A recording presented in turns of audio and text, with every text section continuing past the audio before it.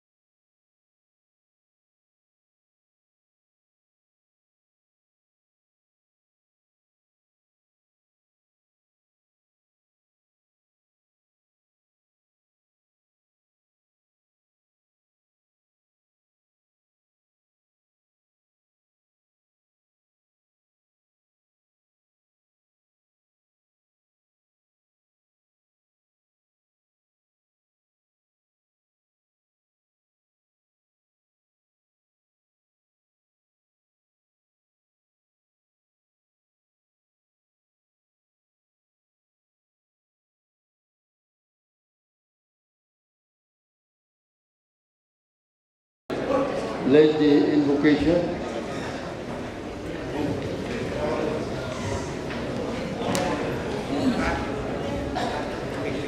Please rise for the invocation.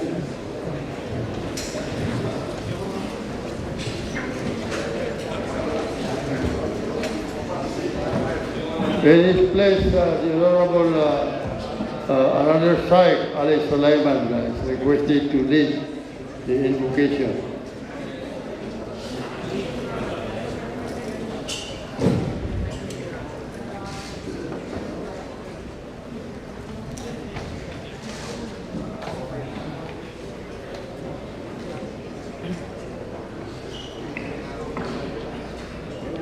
أعوذ بالله من الشيطان الرجيم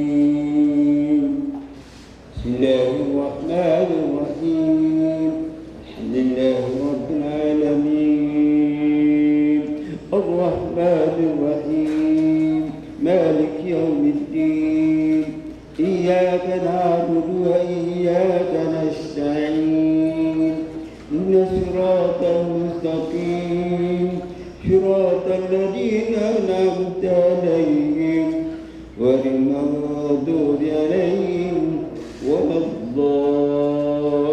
الضالين اللهم صل على محمد وعلى آل محمد كما صليت على إبراهيم وعلى آل إبراهيم في العالمين إنك حميد مجيد اللهم اهدنا إلى ما فيه خير لأمة الإسلام واذبح شكور يا الله اللهم انصر المجاهدين في فلسطين يا الله اللهم انصر المجاهدين في فلسطين يا الله يا الله اللهم احد كلمة المسلمين في العالم وفي بنسمون يا الله صلى الله تعالى على سيدنا محمد وعلى آله وأصحابه أجمعين الحمد لله.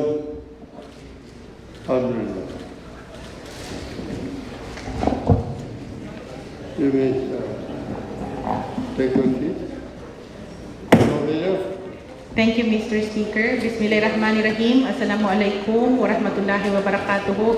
My courtesies and respects to the leaders of the Bangsamoro government, Honorable Chief Minister Ahod B. Ibrahim, Honorable Speaker Attorney Pangalian Balindong, Deputy Speakers who are in the plenary hall, floor leaders, members of the Parliament, Secretariat, staff, guests who are in the gallery. Magandang hapon po sa ating lahat. I would like to also announce that we have visitors from the Regional Police Security and Protection Unit in the Bangsamoro Autonomous Region, headed by Police Lieutenant Colonel Mary Crystal B. Peralta. Welcome po. You are welcome to the Parliament. Thank you. Mr. Speaker, since this is a resumption of yesterday's session, I move that we amend the order of business to include proposed resolution number 451 entitled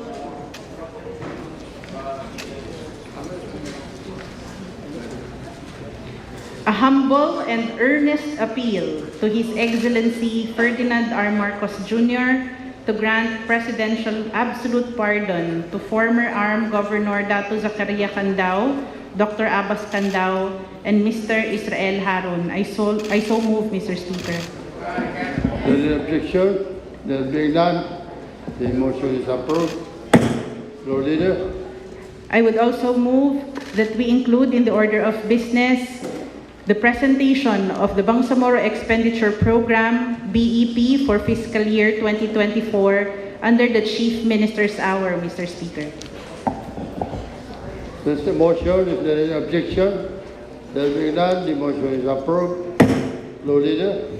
I move that we include in the order of business under bills on first reading, BTA Parliament Bill number 262 entitled An Act appropriating funds for the operation of the Bangsamoro government from January 1 to December 31, 2024 and for other purposes authored by the government of the day. I so move, Mr. Speaker. There's another motion. There is objection. There being none, the motion is approved.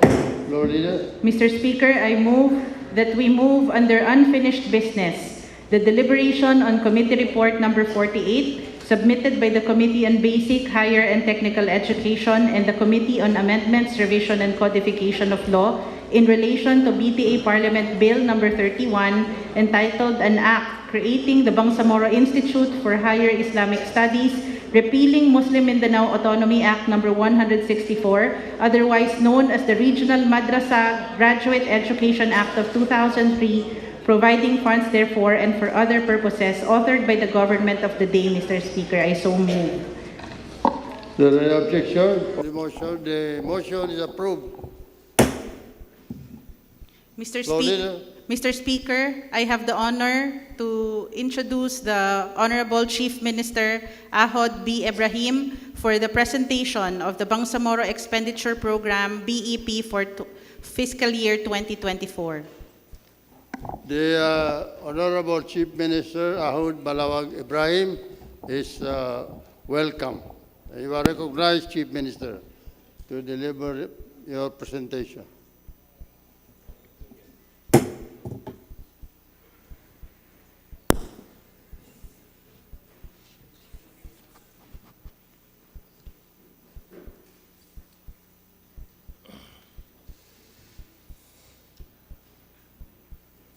Bismillahirrahmanirrahim.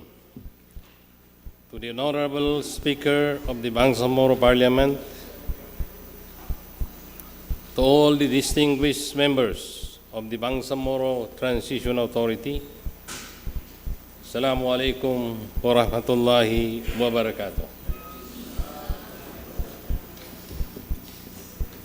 2024, a year of many possibilities.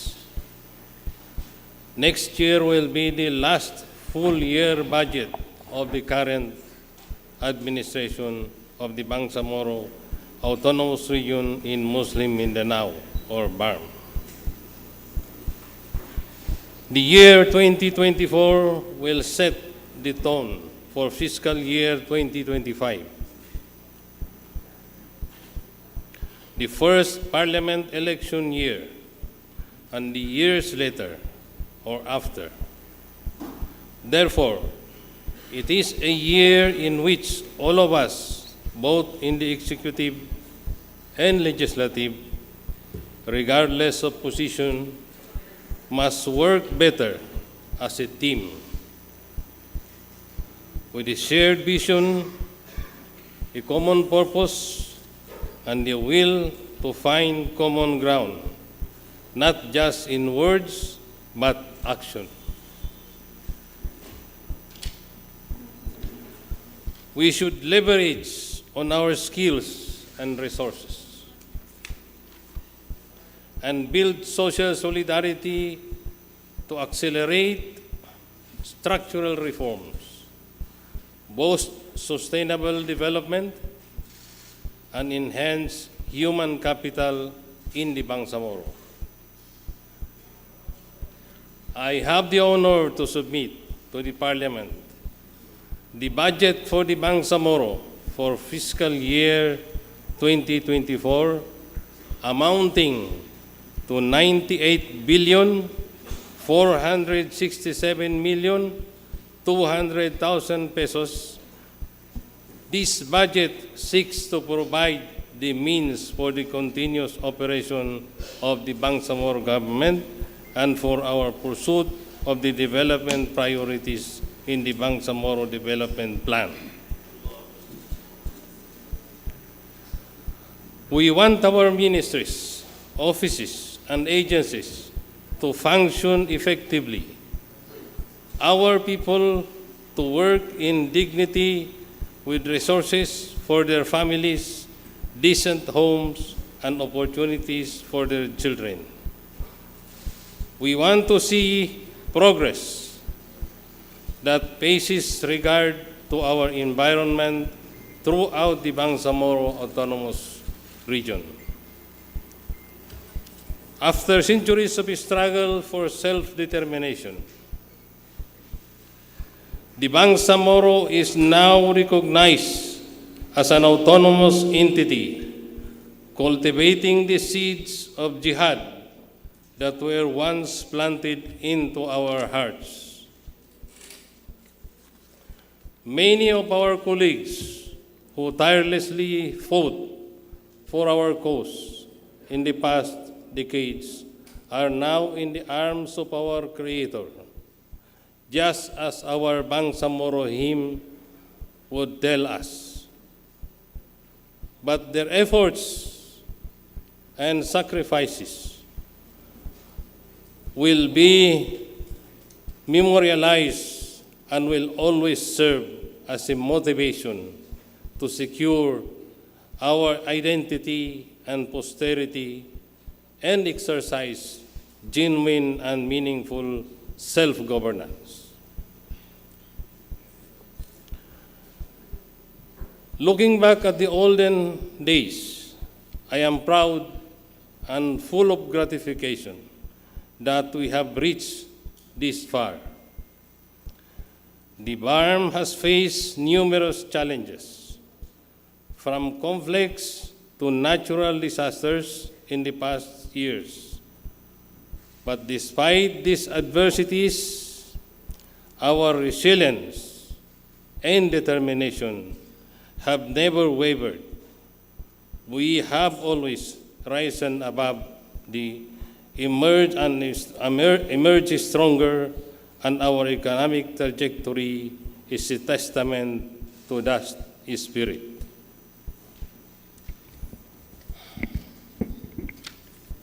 Okay. Thank you.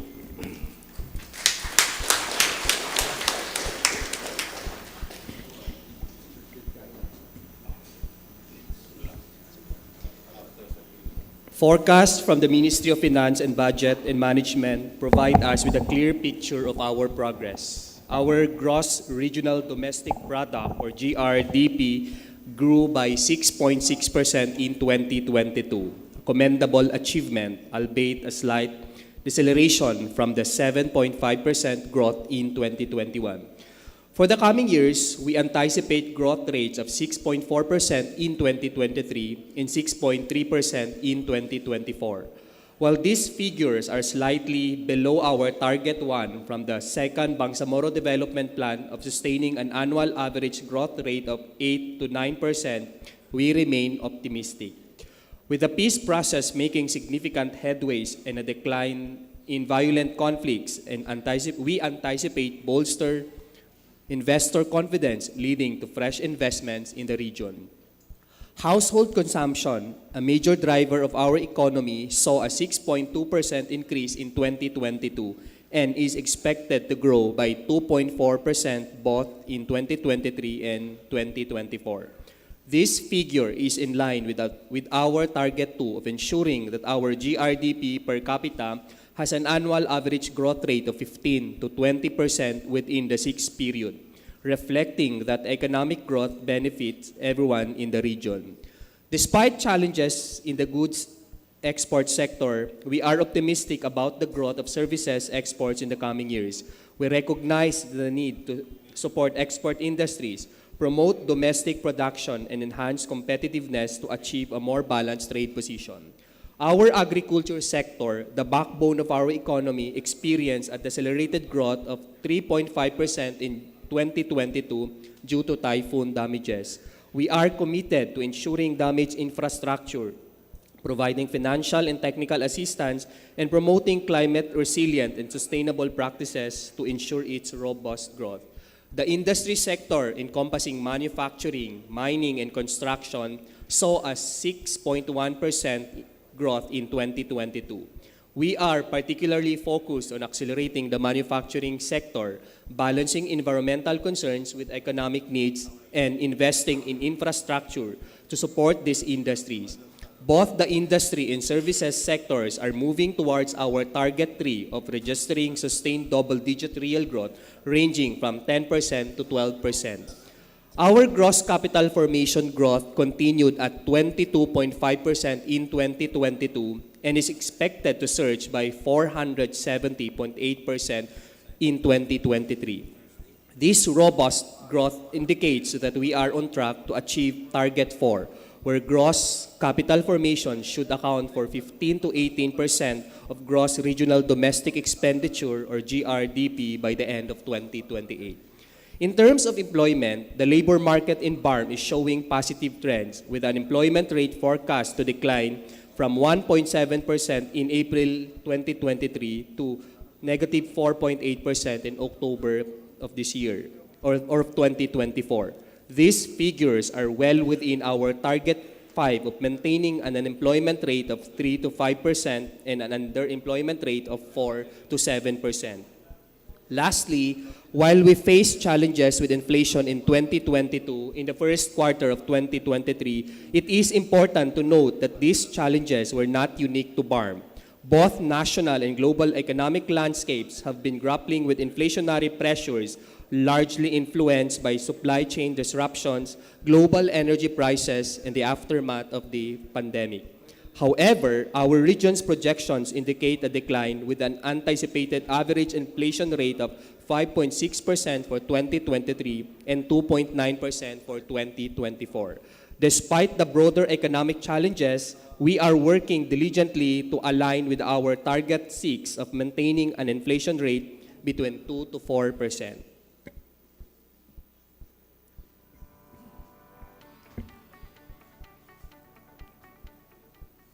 The Bangsamoro region is on a promising trajectory towards achieving robust economic growth.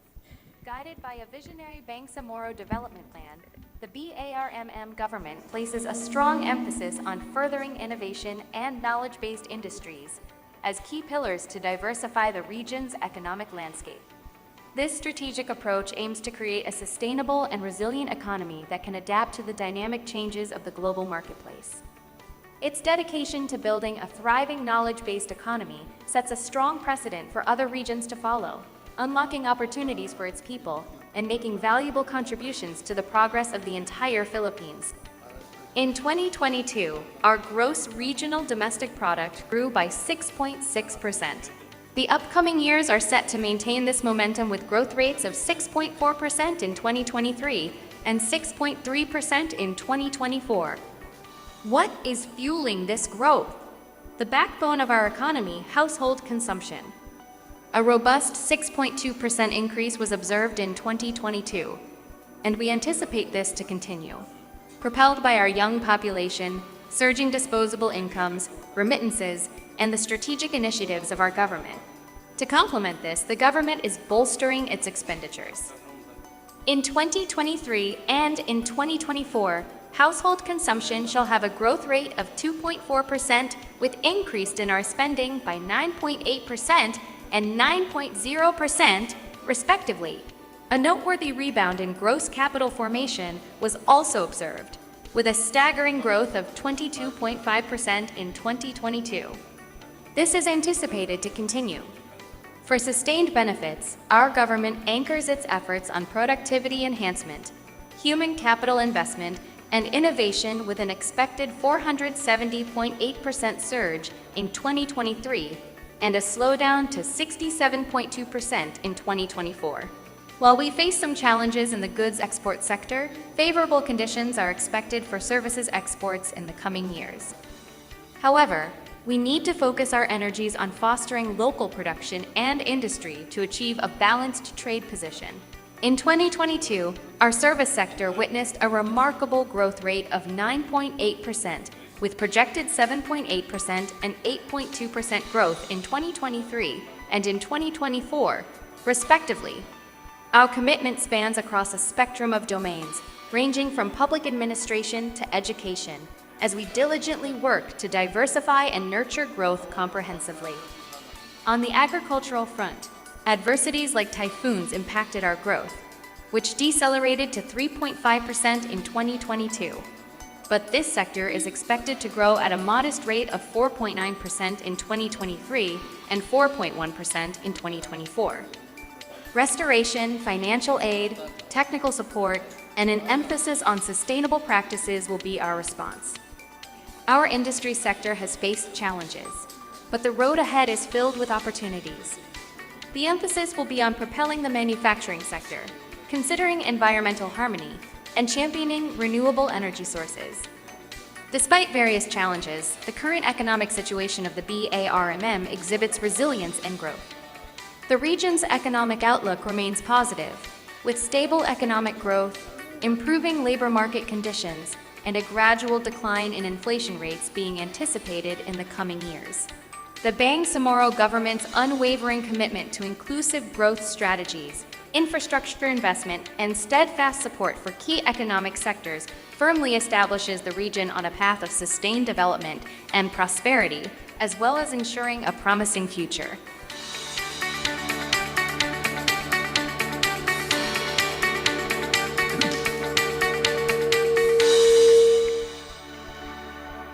Mr. Speaker, the future of BARM is bright.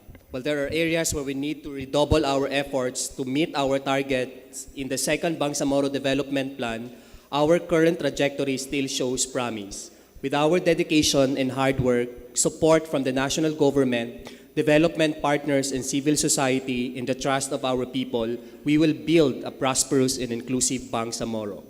For the next fiscal year, we are presenting a balanced budget that builds on our gains, addresses weaknesses, and taking resolve where new initiatives are needed. Out of the 98.4 billion total budget, 70.5 billion comes from the annual block grant as provided in the 2024 National Expenditure Program. 5.08 billion from the shares in the national taxes collected within the BARM, also provided in the NET. 5 billion for the Special Development Fund, 471 million from the projected regional taxes, and 17.3 billion from the declared savings from prior years. These amounts are pooled together to fund the necessary requirements for the implementation of various programs, projects, and activities. We dedicated 35% or 34.2 billion for the personal services compliant to the statutory limitation in the organic law. This chunk goes to the salaries and other personal benefits of the workforce. The remaining 65% or 64.2 billion is allocated to the maintenance and other operating expenses or the cost of implementation in the capital outlay or the investments on fixed assets in other infrastructure activities.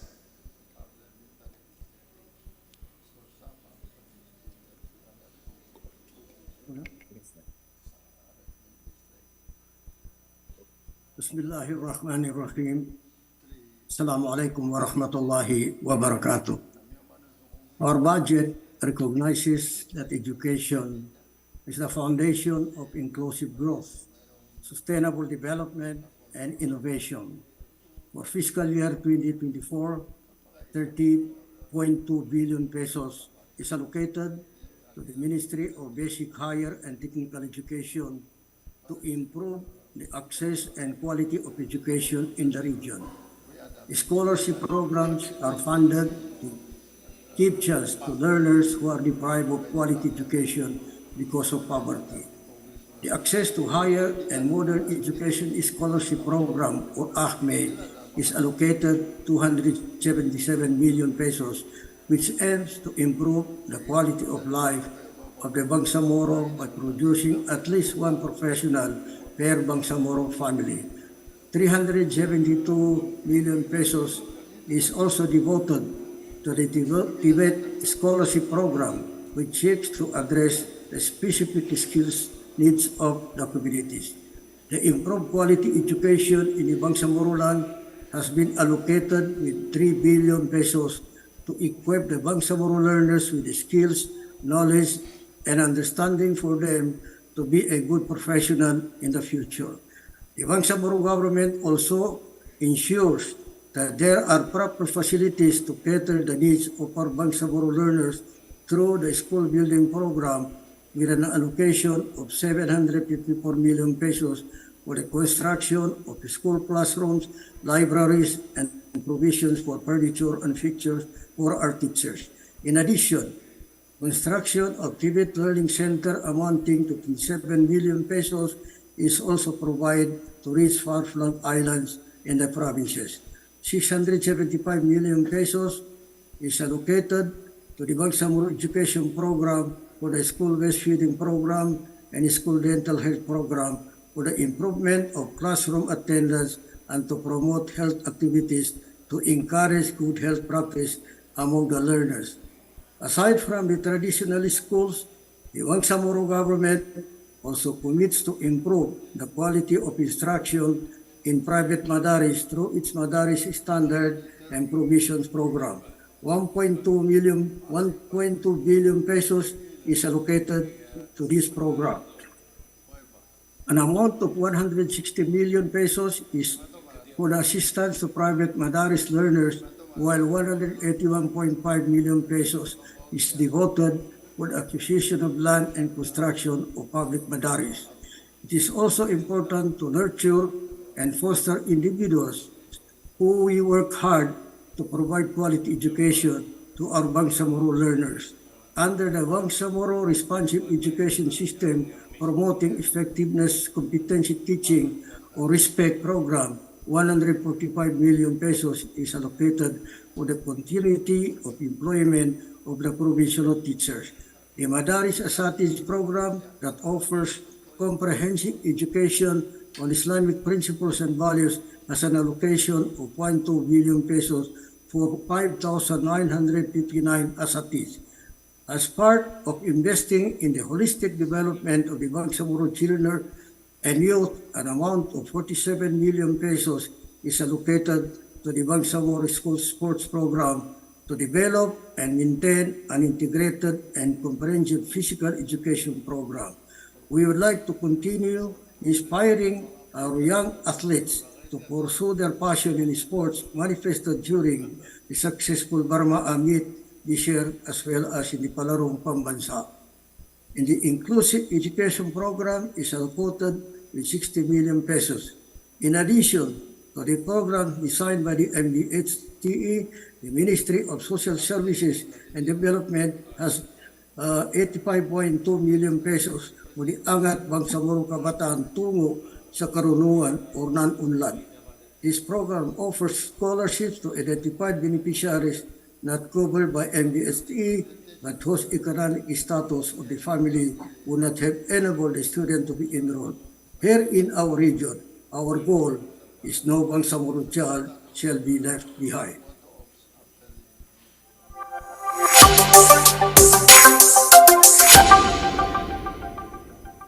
Si Moaz Manol, siya po pagkalban sa Kalian Manguna dato. Kapag siya na-attend atau nakandaki niya, pintalo niya training and security services institute. Maraming salamat po, LDSDA.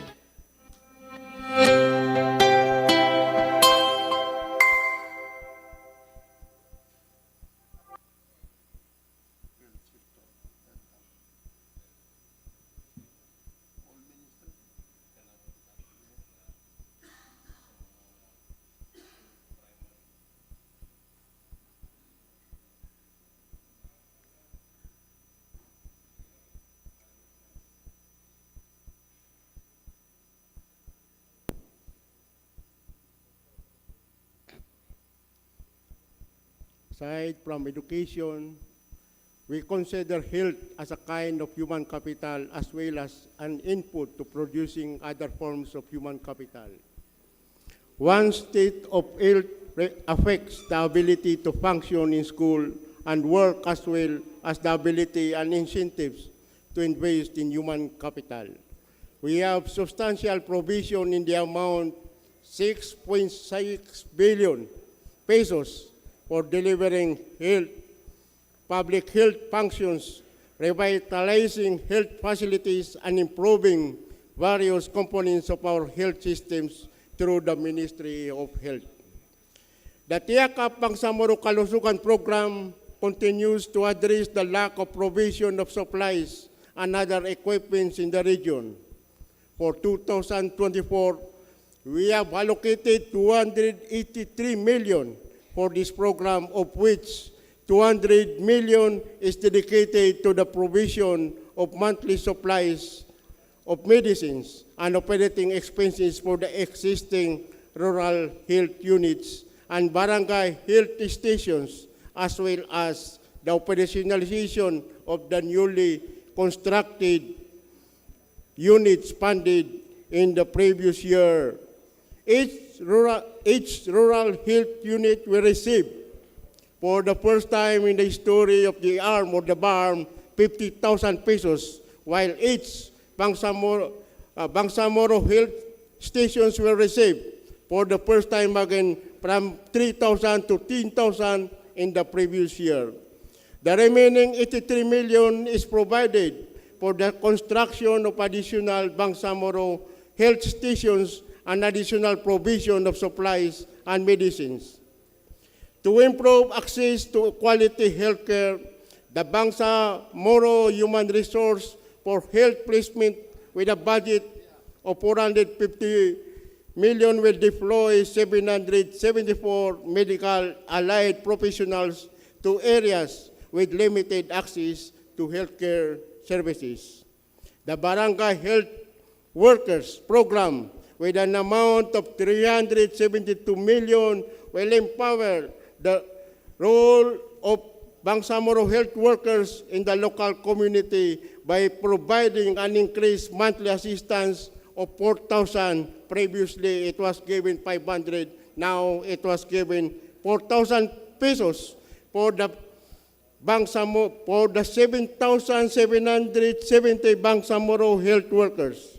Moreover, the Ministry of Health has 48 million for the medical supplies, medical scholarship program to provide opportunities to qualified individuals to pursue medicine and eventually be part of the pool of healthcare professionals within BARM.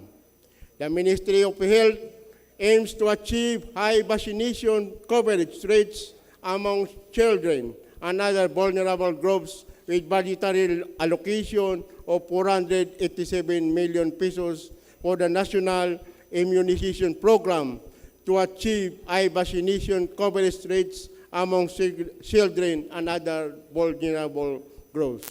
This will lead to lower reported cases of different diseases while improving public health.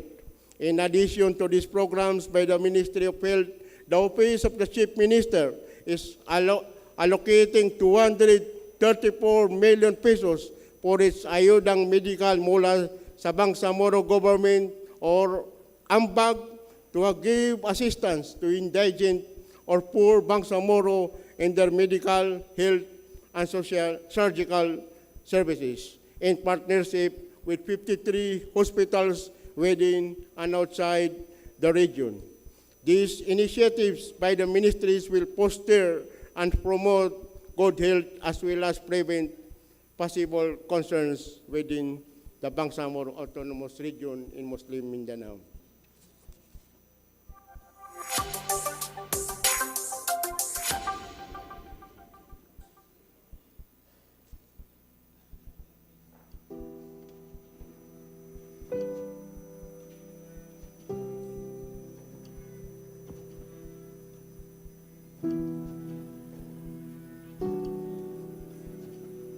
Assalamualaikum warahmatullahi wabarakatuh. Ako po si Monawara, isang mamamayan mula sa probinsya ng Maguindanao. Tandang-tanda ko pa noon kung gaano kahirap para sa aming mga naninirahan sa kabundukan ang makakuha ng tulong medikal mula sa kagawaran ng pangkalusugan. Dulot ng kahirapan at salat sa pera, bihira lang kaming makapunta sa ospital para magpa-check up at bumili ng mga gamot. Isa akong membro ng MLF. Nakaraan pa ako ng decommissioning.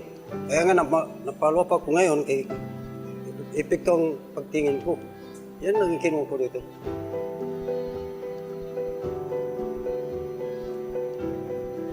Dahil sa limitadong access sa mga medical services, kakulangan sa mga healthcare facilities, mga doktor, nurses at midwives sa aming lugar, kinakailangan pa naming bumaba papunta sa isang bayan kung saan naroroon ang isang maliit na health center na nagsisilbing takbuhan namin upang makakuha ng mga paunang lunas at mga gamot.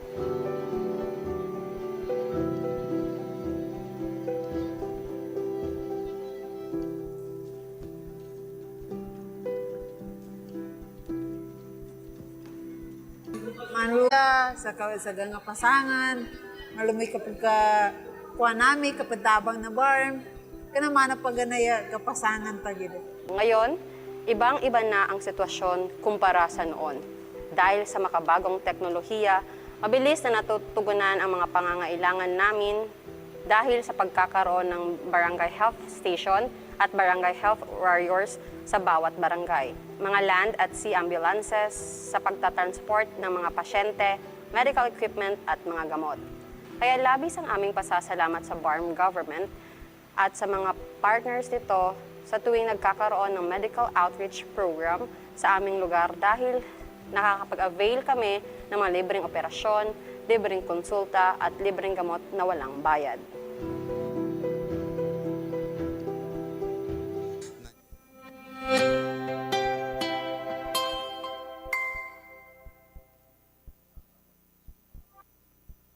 To help reduce poverty and vulnerability and promote equity, our budget significantly supports initiatives geared towards strong social cohesion and improved social protection. Hence, we continue to fund the programs of the Ministry of Social Services and Development with a total of 3.7 billion. We have several programs providing financial assistance to to qualified groups and individuals who are in dire need. For instance, the PUPCO program that provides monthly assistance for case-managed orphans in support of the provision in the Bangsamoro Organic Law to respect, protect, and promote the rights of children, especially orphans of tender age, has a total budget of 99 million. We also maintain the 500 pesos monthly stipend for 44,412 indigent PWDs with a total budget of 267 million. We also have the flagship Unlad Pamilyang Bangsamoro that targets to improve the levels of well-being of the poorest households in the Bangsamoro region. The financial assistance for livelihood grants to start or scale up their enterprises, rice subsidies, and educational subsidies for qualified students has a budget of 448 million. A similar program targeting the Sama Badjao households under the Layag Badjao program has a budget of 74 million. The Lingkod Pamayanan para sa Kapayapaan with a budget of 124 million promotes dialogue, understanding, and cooperation among various individuals and groups. 2,590 para-social workers will receive 4,000 monthly financial assistance under this program. The augmentation for the honorarium of 2,590 daycare workers across the region has a budget of 124 million. The Bangsamoro Humanitarian Assistance and Transfer for Individuals in Distress or HATID program with an allocation of 20 million facilitates the emergency and essential transfer of vulnerable individuals, including returning Filipinos from Sabah. We also have the Bangsamoro Critical Assistance to Indigents in Response to Emergency Situation or BCARES program that provides assistance for hospitalization, medicine, burial, or cash assistance for crisis situations, which has a budget of 225 million. The Tulong Alay sa Bangsamoro or Tabang under the Office of the Chief Minister has been allocated with 849 million to provide immediate services to Bangsamoro people living in poverty and affected by calamities and conflicts. The OCM's Kapayapaan sa Pamayanan or Kapyanan program has an allocation of 36 million for the livelihood component of its projects. The Ministry of Human Settlement and Development, or MHSD, will construct 900 housing units for a total amount of 916.5 million to be given for free for the disadvantaged and homeless in the region. The Ministry of Labor and Employment has programs intended to uplift the lives of the Bangsamoro people, mainly through livelihood and employment opportunities to qualified individuals. The Bangsamoro Integrated Livelihood Program, or BLIP, with an allocation of 12 million pesos will give assistance in the form of mobile vending carts and livelihood supplies to target informal worker sector and start-up capital to 75 rural workers associations. Another initiative is the Community Emergency Employment Program with 8 million peso allocation that will provide emergency employment to 1,750 workers in the region that are either formal, informal, displaced, underemployed, or seasonal workers for a minimum period of 15 days. 63 million is provided for the Bangsamoro Internship Development Program, formerly known as Government Internship Program, to give opportunities to 2,000 young workers to demonstrate their skills and talents in public service. MOLE also ensured that the rights of every Bangsamoro child is protected through its Sagip Manggagawa program with an allocation of 15 million.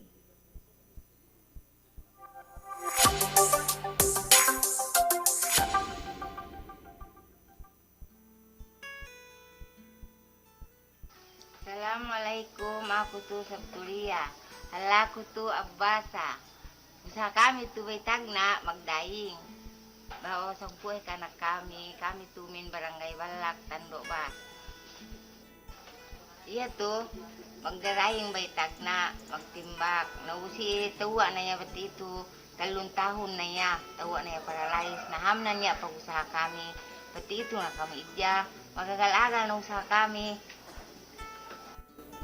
Na ako to si Mando ako makanakan ko, likura na ka magtimbak, sarang na mabi, magpokot na ka, magagal-agal na ka, niya usaha kami, magtimbak luli likado. Dabi ma bito bat itu na to. Nausi tawa na ma na to bat itu tawa na paralyzed. Naman na kapag timbak.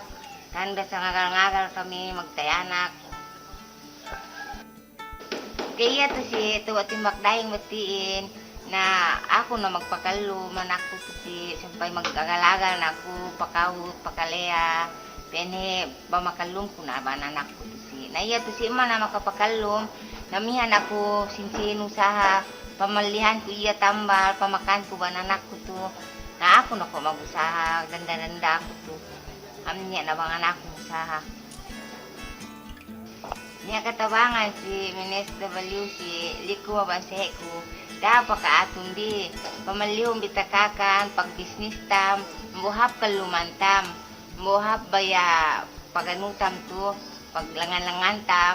Namang pinakaat, hamlo niya kasudahan na.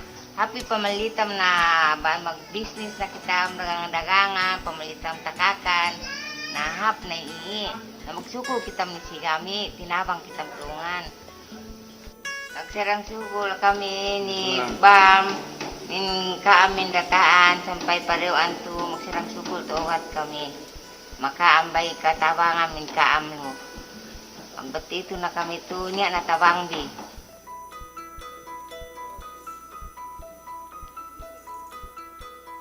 Hello po, ako po si Jocelyn Saridi. Nakatira po ako sa Kandang Mawag, Barangay Busbus, Sulu-Sulu. Yung kapansanan ko po ay inborn po ako kasi nung baby pa po ako, 1 and 6 months, na nagka-polio po ako. Nung nakatanggap po ako ng tulong galing sa MSSD BARM, siyempre po masayang-masaya ako kasi for the first time po nabigyan po ng tulong yung mga katulad naming PWD at saka po nagamit ko rin po sa munting sari-sari store namin. Yung una-una nagpapalakas ng loob ko, siyempre po yung pananalig mo sa Diyos. Tsaka po yung dapat determinado ka po sa buhay at saka maging positibo ka po lagi. Insayin ko po ma'am sa mga katulad kong may kapansanan, sana po ma'am huwag nilang ikahiya kung ano man po yung kapansanan nila ngayon at saka po sana po magkaroon sila ng lakas ng loob at saka po dapat tulungan nila yung sarili nila. Maraming salamat po kasi malaki po yung mga naitulong nila sa amin at saka po napansin po yung mga PWD ngayon. Sana po marami pa po silang matutulungan na mga kagaya namin at saka sa mga nangangailangan po. Maraming salamat po. Thank you po. Magsuko.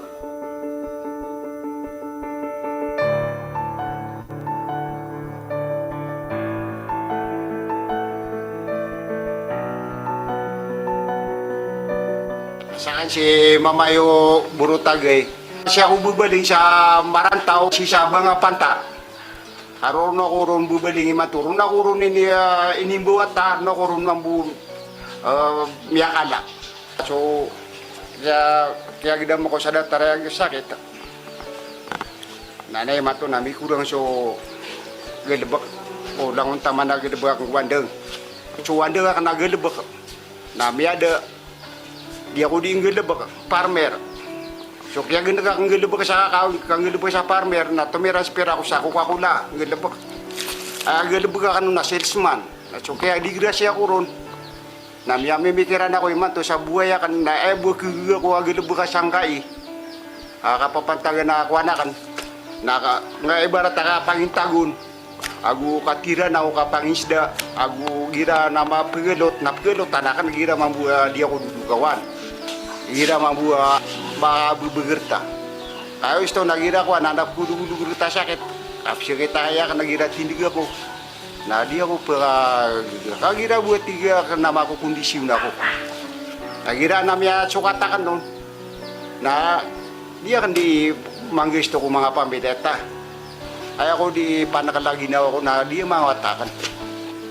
Kaya watakan ni man to na patakataw, pito katawa po kan. Na masuk kinibu nga MSSD na balom ya katulong rakan.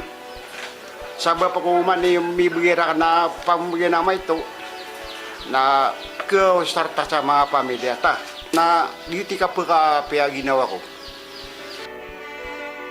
Sangibu salamat MSSD.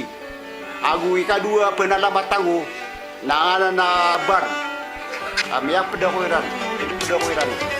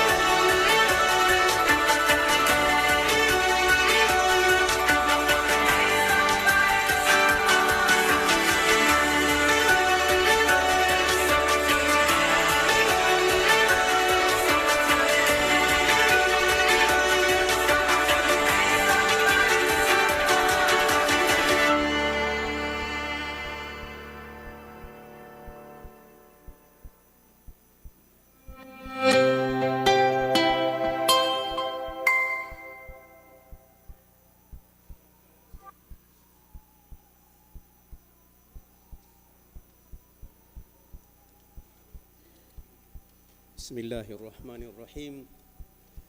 To promote the development of industry, trade and private sector in both existing and potential growth sectors in the Bangsamoro region, the Ministry of Trade, Investment and Tourism MTIT will sustain the promotion and development of trade and industry with an allocation of 149 million, of which 16 million was devoted to the Bangsamoro MSME development with the target to capacitate 9,000 MSMEs, develop 1,350 MSMEs, and formalize 1,000 MSMEs.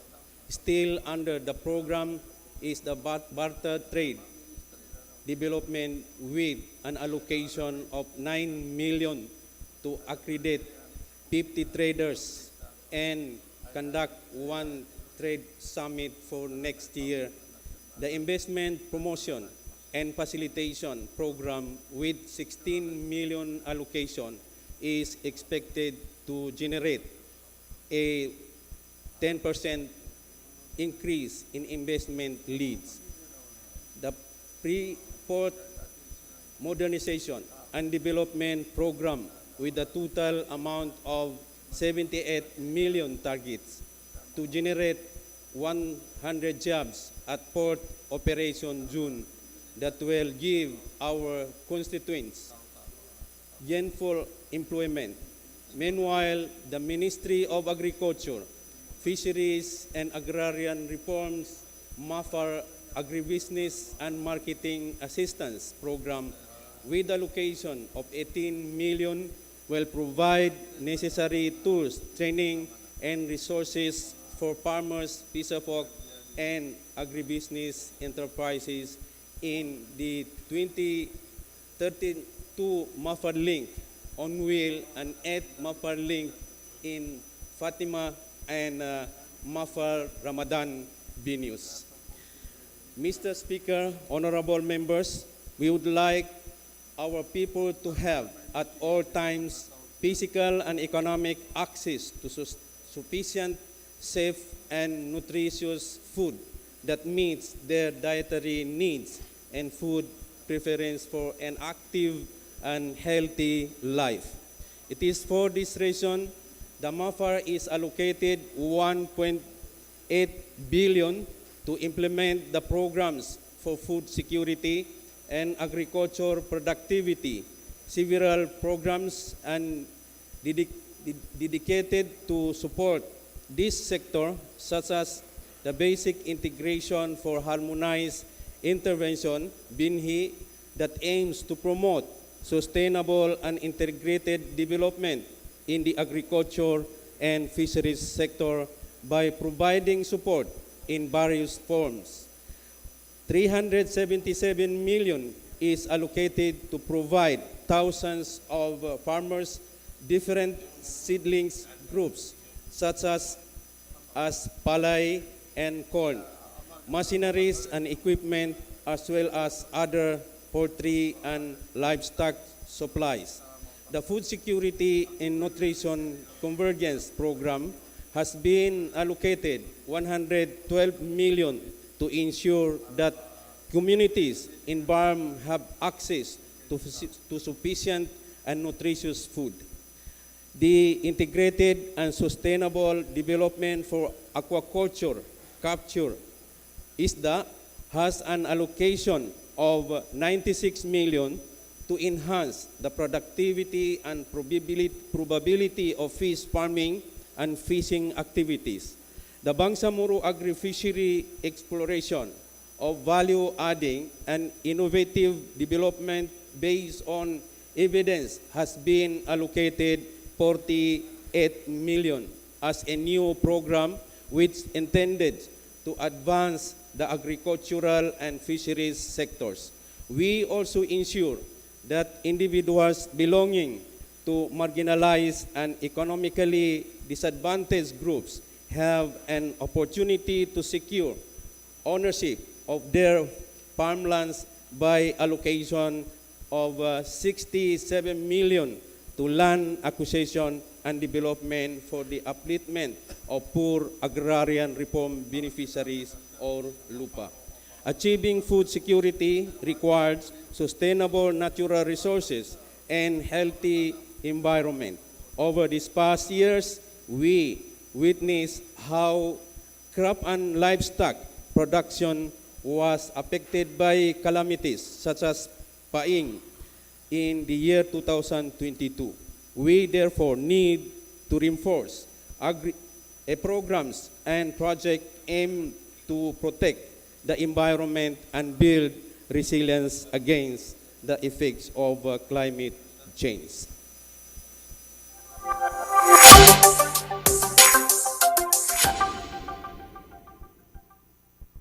Naibigay ng MAPAR po sa amin na rice po, SL20 po. Bali, tanim namin po. Total po, malaki talaga yung harvest ng hybrid kunta sa inbred. Dati na gumagamit kami ng inbred, hindi kami makaka-harvest ng malaki. Bali, nung na-try kami ng SL20 bigay ng MAPAR, bali, sobrang laki po yung increase ng harvest namin. Actually po, dati inbred namin makakuha lang kami ng mga 80 to 90 sacks. Bali ngayon po, nakaabot kami ng 146 sacks, 9.5 metric tons po. Nagpapasalamat po ako sa MAPAR Farm sa bigay nila. Halos lahat po, nakakuha kami ng maraming SL. Kaming mga farmer, minsan nakakuha kami ma'am ng tawag yan. Naka-avail kami sa ngayong panahon talaga ng farm ng similya, halos lahat kami mga farmer po. Actually, hindi po ito ang first time na nakuha namin sa MAPAR Farm. Nagbigay na po kami ng mga different program na galing sa kanila. Ngayon po, nagpapasalamat kami sa MAPAR Farm. Binigyan kami ng rice transplanter. Malaking tulong ito sa aming mga maliliit na farmers. Kasi po, maliles po yung expenses namin for planting. Ngayon po, malaki po masyado na expenses yun at nagsisimula doon yung nalulubog kami sa utang sa traders. Ngayon po, less yung expenses namin. So instead na ibabayad namin sa traders, malaking tulong sa aming pamilya at mga anak. So maraming salamat po, Minister Jacob.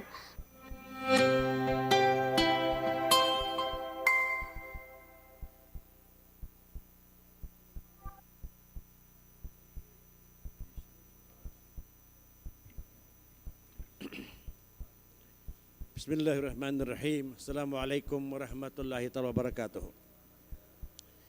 The Ministry of Environment, Natural Resources and Energy, MENRE, manages and sustains the region's environment, natural resources and potential energy sources. 36 million is allocated to the Ambient Monitoring and Pollution Control Program to enforce actions against violations of environmental laws. 125 million is allocated to the Conservation and Development Program to undertake massive rehabilitation and reforestation.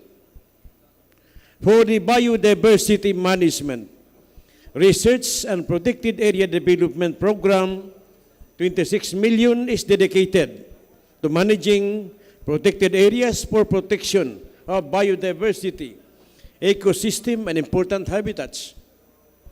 Natural and man-made disasters in the past have highlighted the need for climate risk adaptations and mitigation measures and proved that we were in the right direction and providing dedicated funding for emergency response, recovery, and rehabilitation. We will continue to build resilience in the face of climate change and increasing extreme weather events.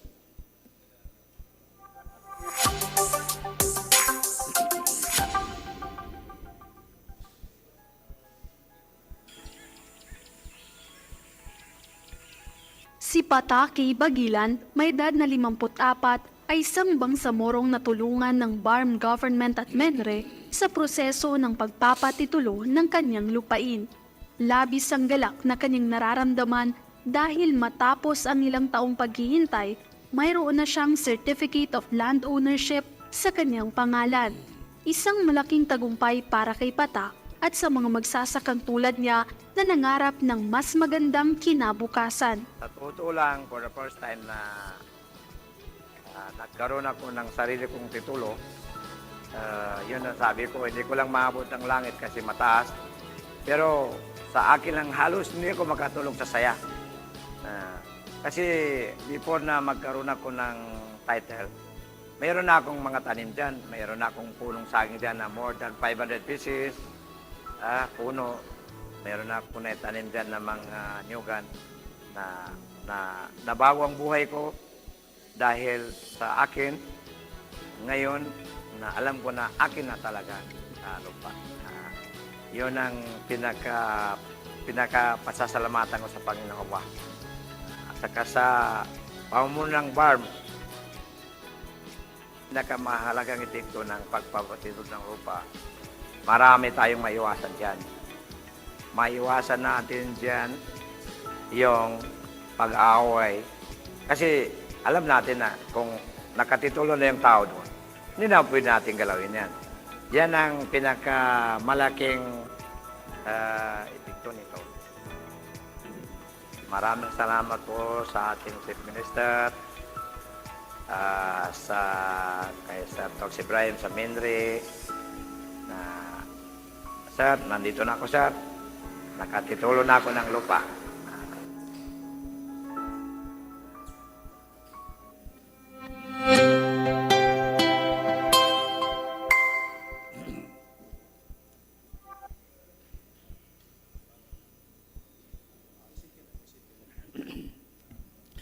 To provide quick response services within 72 hours after a calamity, an amount of 587 million is allocated to Bangsamoro Rabi under the Ministry of Interior and Local Government. The amount is for the provision of supplies to be distributed during a calamity, as well as for the construction of an additional 3 provincial emergency operation center. The MSSD is allotted 606 million for the Emergency Relief Assistance Program to be able to provide 99,768 households with urgent humanitarian needs after occurrence of natural disasters, armed conflicts, and other unforeseen events. The Emergency Shelter Program, amounting to 129 million, intends to provide immediate shelter and housing support to displaced individuals and families, targeting 3,000 households. Still, the MSSD is the Bangsamoro Critical Assistance to Indigents and Response to Emergency Situation, or BCARES, has a budget of 225 million for providing assistance during times of hardships, which may include provisions of food, shelter, medical support, and other critical supplies to 15,000 beneficiaries.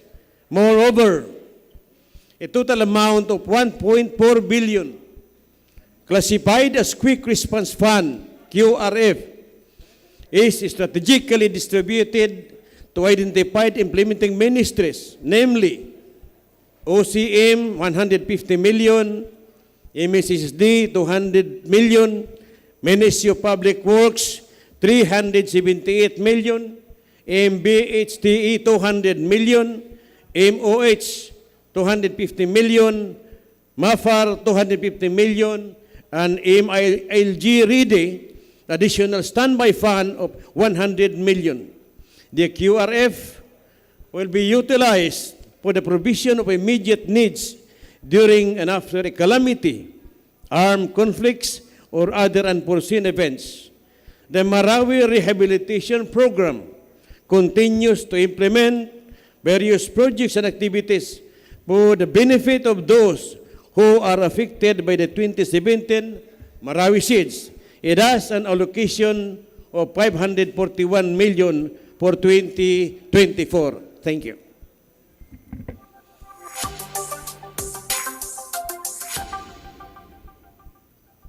Skanin kinagamoni na masabudo guys kanin ka pagkakalingan na mga kakakupang skanin pajugay kasubla jugay terus gegen sage din na nyaya rin ba miganoti lawasi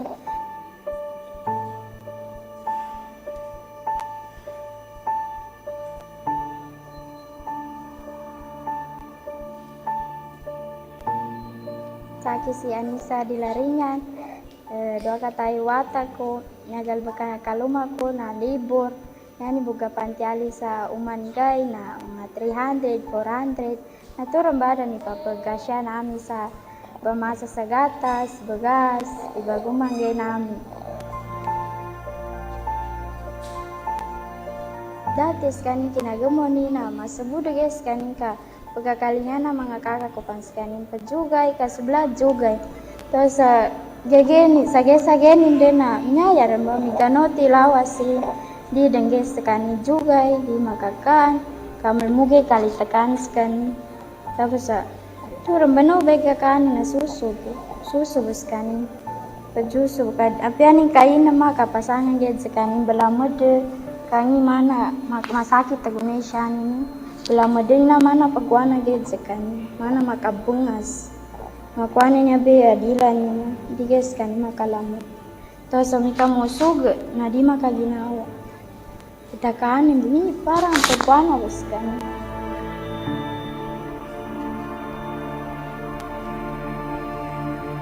kinabache ka pakon sa center amin sa health center na da kuana niya nini forward kanya sa Mizaya ke Dr. Permin na pinangamin ni Buskanin to sa niresitani sa gamot tabato tapos 3 times a day ko nabagusuka na namin manggulay ito kada uso kami mapasang ged sa center pan bagapeten ka magwana ged mapasang ged ko niya uso ka na sa center ka biasa na to ko ni pagwanang paggamit to na namin manggula to sa 3 days sa tuba na dapat na pembalingan kami lusa Mizaya nadake ada makambalingan ka da baji tamu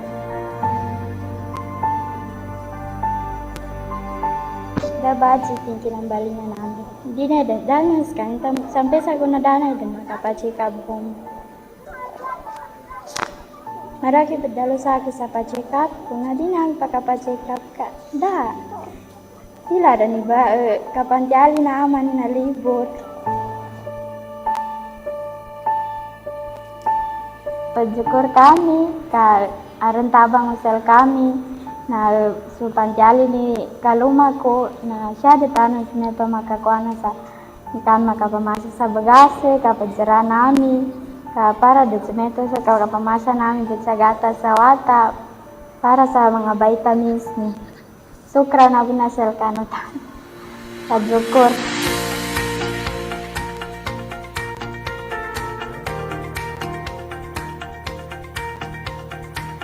The main objective of the Health Unit of Project Tabang through the leadership of Chief Minister Ahud Balawag Ibrahim is the general welfare of the Bangsamoro within and outside BARM territory. This is to ensure the health concern of the Bangsamoro and be able to address it properly through the Medical Health Unit of Project Tabang. We are expecting to minimize and prevent our constituents on our concerned areas through our health services of Project Tabang and will be prevented from any diseases. Nagpapasalamat tayo dahil binigyan tayo ng pagkakataon na maging bahagi ng programang ito upang ipamahagi ang serbisyong Bangsamoro. Salamat. Sokran Project Tabang, labi lang sa Gonutan Uban na si Al-Haj Murad Ibrahim. Sokran Aban.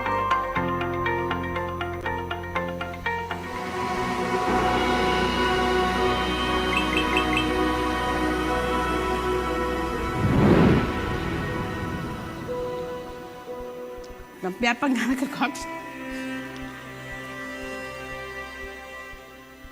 O ano eh. Koreang tao.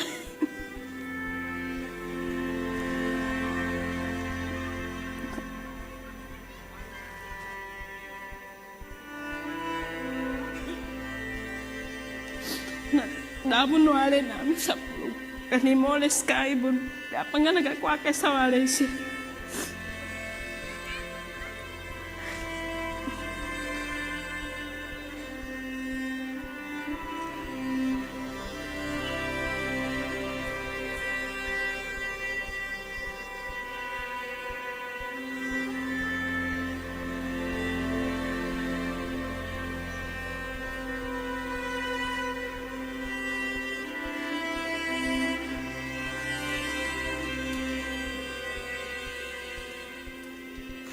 Ano, pigi na ka nakakwata sa walay.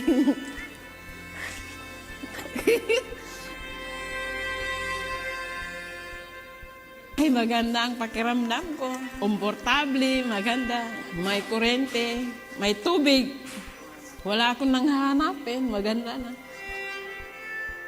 Lahat ng nakatira dito na mga kababayan natin dito sa housing na ito, sa Cruising Simoy, nagpapasalamat sila dahil nabigyan sila ng pabahay. Masaya ako, nakakuha ko ng bahay dahil sa bar. Ramdam namin ng masaya kami.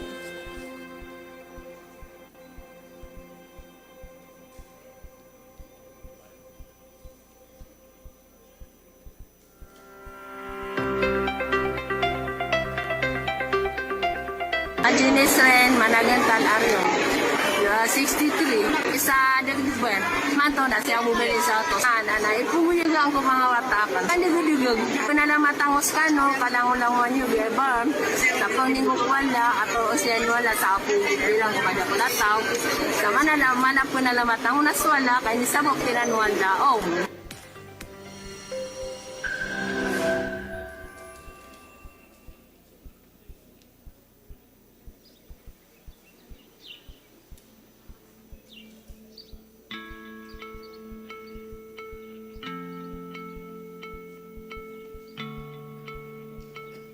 Assalamualaikum warahmatullahi wabarakatuh.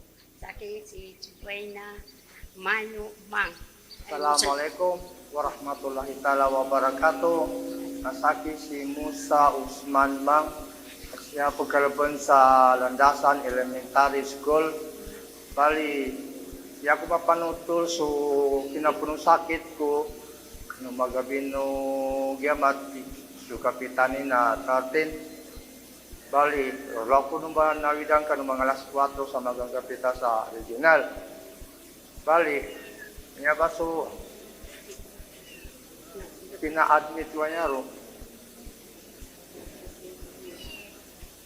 Pero ako natago sa private data. Private, siya ako natago sa issue.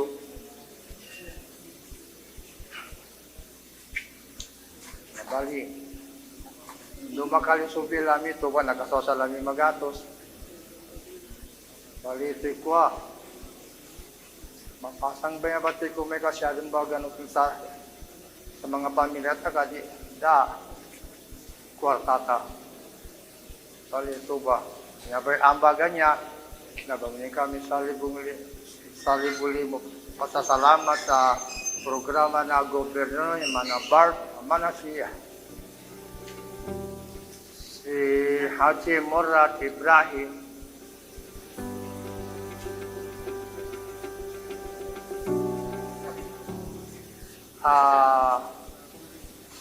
salamat po sa ambag, sa tulong nila.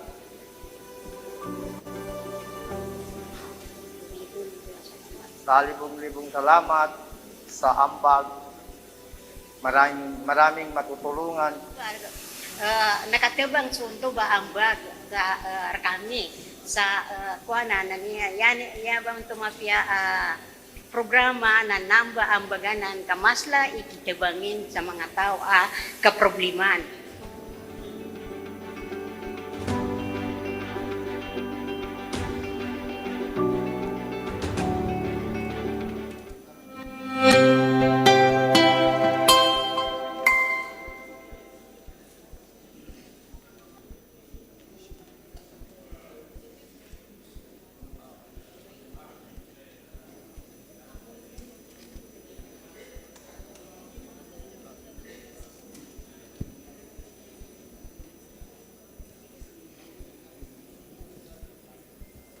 Bismillahirrahmanirrahim.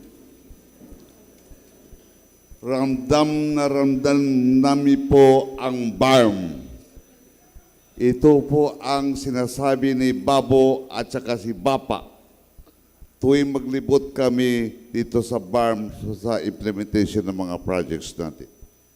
Pati mga LGU, sabi nila, ramdam na ramdam namin ang BARM. Totoo po ito.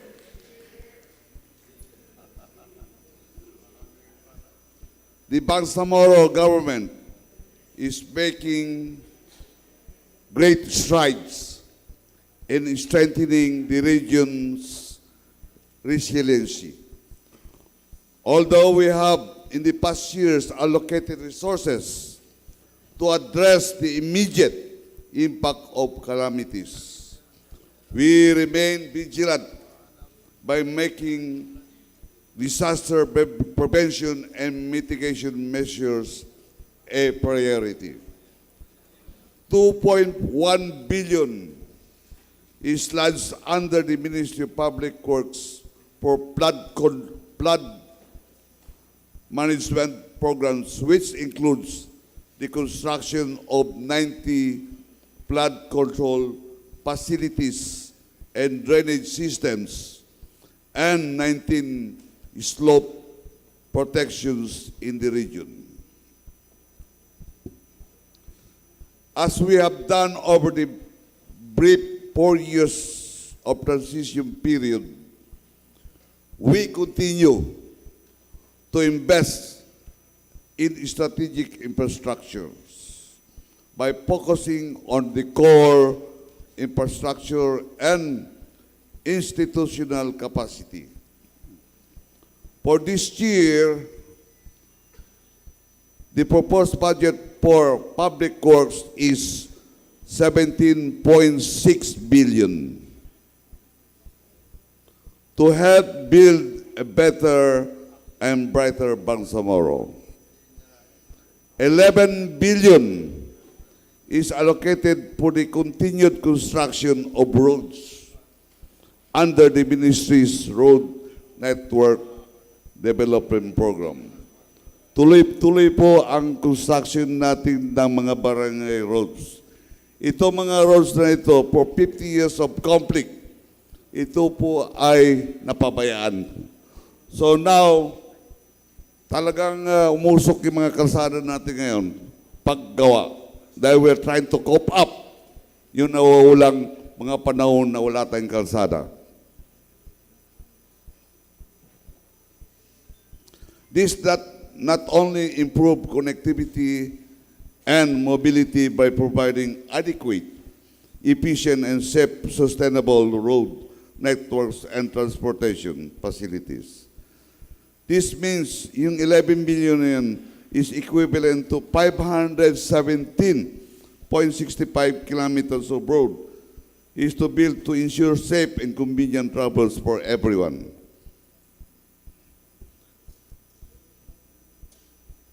This inclusive of the allocation for the timely conduct of regular maintenance programs for existing facilities. 516 million is dedicated to building of bridges as part of the road network, easing transport of people and goods to and from river-bound areas. The construction of additional 65 water system for 352.7 million under the water supply program will bring clean and portable water to areas where they are needed the most. Alam po niyo, dito sa atin, maraming tubig, malawak ang pawas, malalaking river, pero hindi mainom ang tubig. So we have to process. Doon sa mga island municipality natin, kahit na mag-deep well tayo, wala, maalat. So ang ginagawa natin, may propose tayong mga project ngayon, from mainland to small island, dadali ng fresh water doon. Idadaan natin yung mga pipes sa ilalim ng dagat. Katulad ng sa Patikol, sa Bakungan Island doon. So maraming supply ang tubig sa Patikol, so dadali natin with pipe under the sea. Pati doon sa Siasi, doon sa may La Minosa Island, may source doon ng tubig sa Siasi. Walang tubig doon sa La Minosa, kahit anong drill mo doon, wala. So dadali natin ngayon ang tubig doon sa. For your information, MP, from island provinces. Finally, 1.6 billion is allocated to various infrastructure programs such as footbridges. This is concentrated itong footbridges sa mga island municipalities natin. Yung mga bahay doon sa tabing dagat, karamihan ng bahay ay sa tabing dagat. Ang mga tulay nila ron, dinadaanan nila kawayan. So papalitan natin ng concrete footbridge para safety ng mga tao ron sa mga bata naglalaro. The Ministry of Transportation and Communication, MOTC, is strengthening integration and development of various means of transportation and communication, including sea routes and airways for the purpose port expansion and modernization programs and airport development and maintenance program are proposed for inclusion at 125 million and 85 million respectively. We are also have 39 million lodged in the Ministry of Trade, Industry and Tourism for eco-zone development to bolster investments and urge export and employment to accelerate economic growth in the region. With the recognition of the Bangsamoro Land Transportation Office, BLTO, issued driver's license and vehicle registration documents outside the region, we are allocating 30 million for the design, development, and installation of Bangsamoro Land Transportation Information System. Kaya, ma-recognize tayo mga lisensya issued sa BARM, kahit saan. With this, we are moving forwards, improving and making a systematic, seamless integration of BLTO transaction. Thank you very much.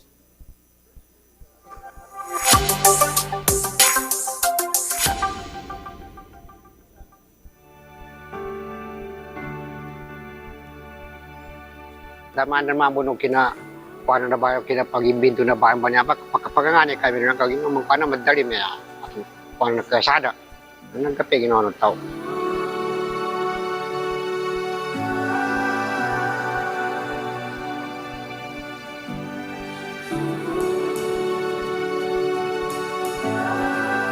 Sa una na marakam na banabago kisya sa kanay sa may mapia ka nagkesa sa noon.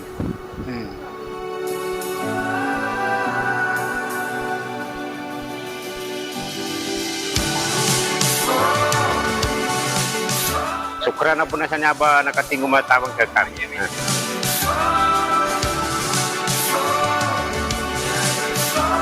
Kaya sada na bahay man yan na video ko sa malakat tao.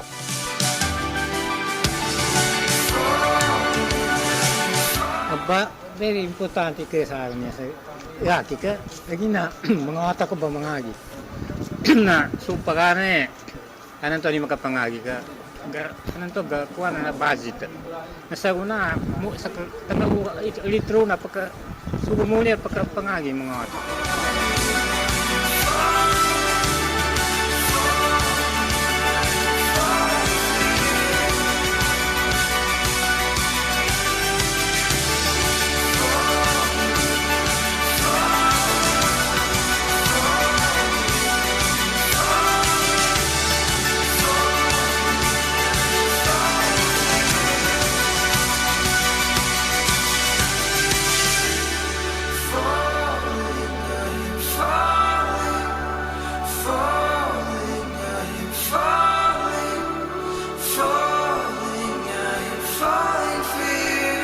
Sobrang sabahan sa mga kanan niya ba yun?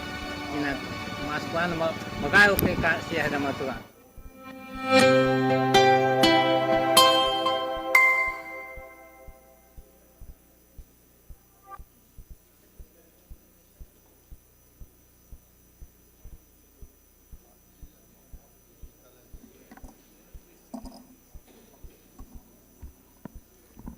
Our endeavor going forward always draw inspiration and strength from the rich culture, heritage, character, and aspiration of the people in the BARM. Thus, we will remain steadfast in promoting inclusivity in all aspects. Our programs will benefit everyone, regardless of gender, age, status, ethnicity, religion, and affiliation.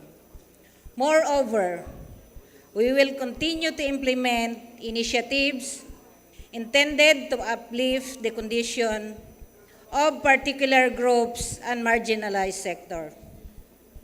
The Layag Badyaw program of MSSD, with an allocation of 74 million, will provide rice subsidies, seed capital, and skills training to 2,000 families in the Badyaw communities.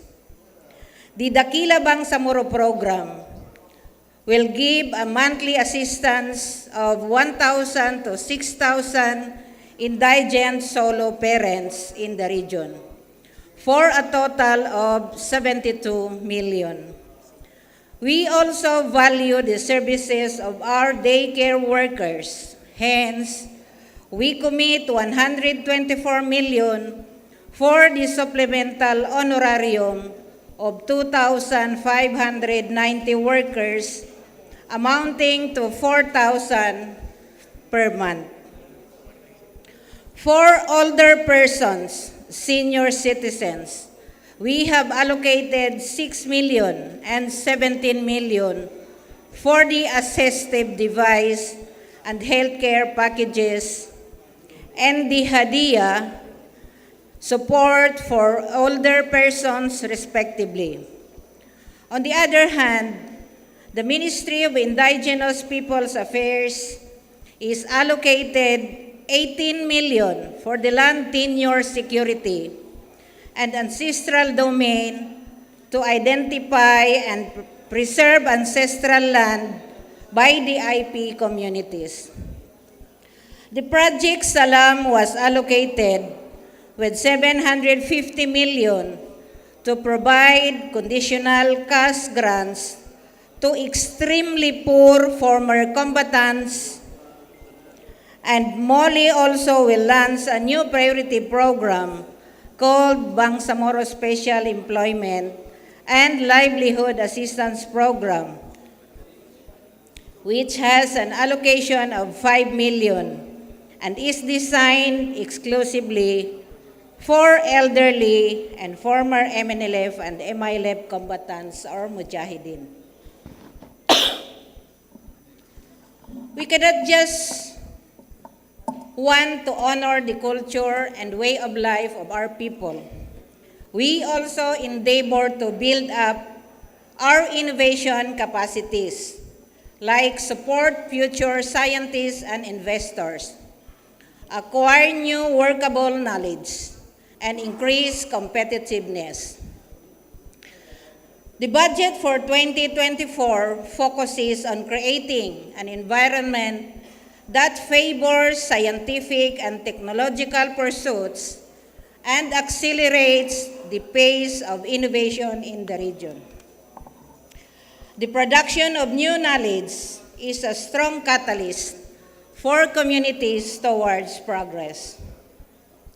Through advocating for researchers and funding urgently needed research that answers our problems, we can understand better and arrive at more evidence-based decisions.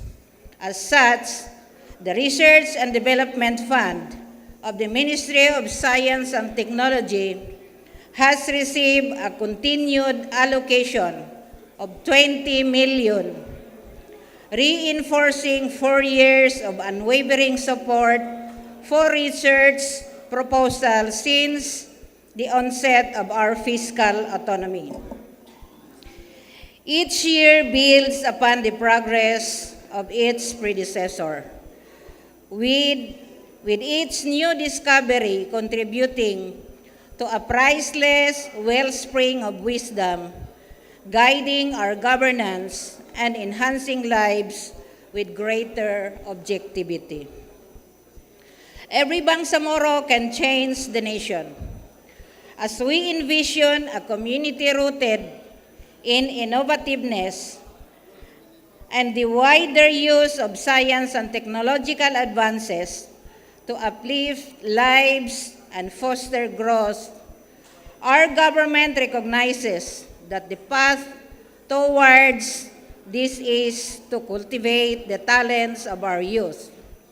In this light, MOST is allotted with 61.6 million and 60.9 million to Bangsamoro Assistance for Science Education, or BASE, with 908 scholars, and BASE Merit with 399 scholars, respectively.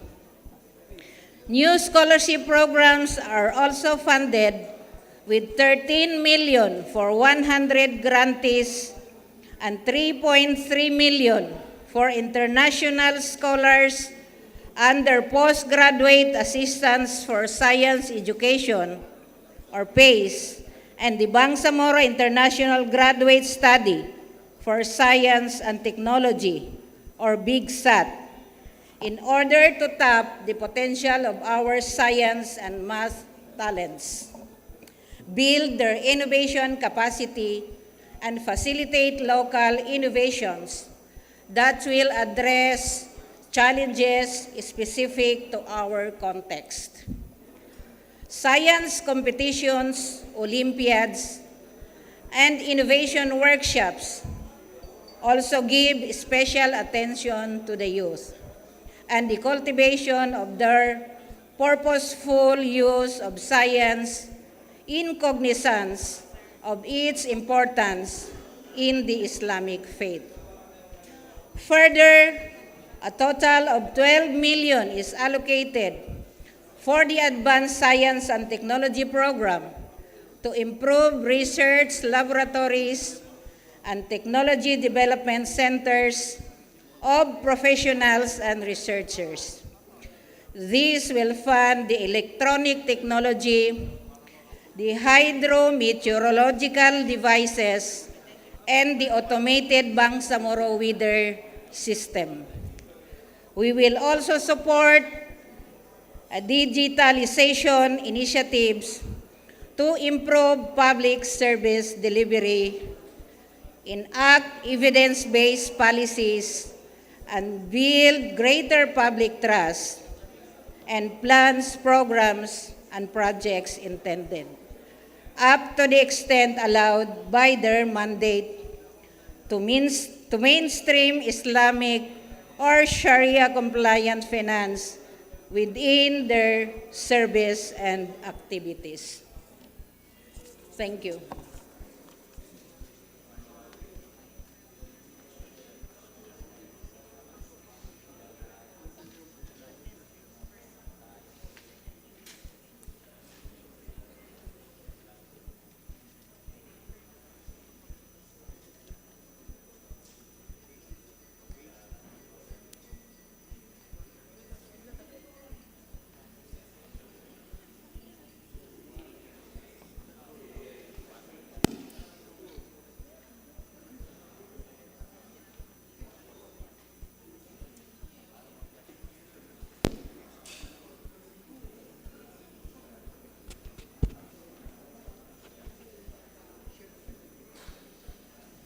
Mr. Speaker, colleagues in the Parliament,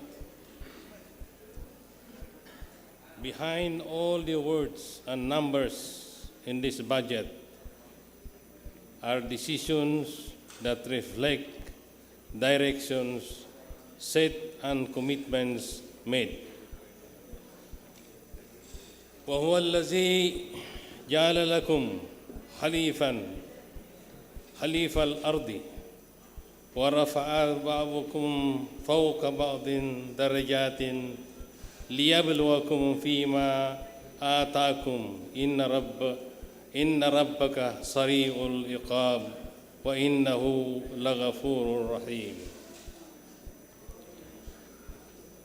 He is the one who placed you as successors on earth and elevated some of you in rank over others, so he may test you with what he has given you.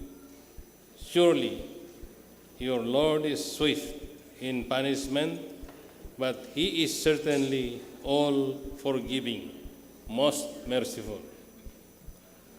We must remind ourselves that even the slightest authority given to each of us is a test of how we honor this responsibility. We always must remind ourselves of the struggles and sacrifices that each Bangsamoro made so we can have self-governance and meaningful and genuine autonomy. We are now exercising the right to chart our own course, one that is rooted in our identity and history, anchored on our strength and comparative advantage, and reflective of our hopes and aspirations.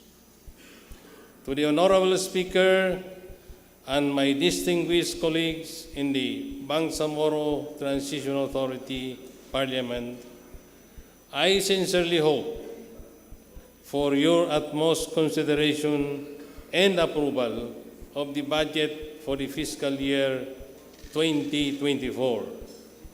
With your support, we can guarantee our commitment not only to our constituents, the Bangsamoro, but first and foremost to the merciful Allah subhanahu wa ta'ala, inshallah. To the public servants in the ministries and offices, I am grateful to all of you for being a part of this journey thus far. I look forward again to your unwavering dedication and conscious efforts to provide services to the people, to bring the government closer to them. Let's ensure that this budget provides concrete results to our communities. Know that our budget relies on institutions of moral governance and public ethic that values honesty, fairness, professionalism, and productivity. to the Bangsamoro, this budget is for you. It was crafted to ensure that we all reap the fruits of a long time struggle. We in the government are just instruments that will help us realize the yearnings of our forefathers, their dreams that one day we will all be united in shaping our future, guided by tenets of moral governance. The greater jihad will always be one's fight to overcome alone. The seeds of jihad were planted in the hearts of the people. Let us join hand in hand to make sure that these seeds continue to grow and manifest in our actions. Inshallah, the foundation of our governance will be strong enough to face the uncertainties in the future. Thank you, and I am counting on your support to this budget to accelerate structural reforms, boost sustainable development, and enhance human capital in the Bangsamoro. In 2024 and beyond, we ensure sa bawat sentimo, Bangsamoro ang sentro. Wabillahi taufiq wal hidayah. Wassalamu alaikum warahmatullahi wabarakatuh.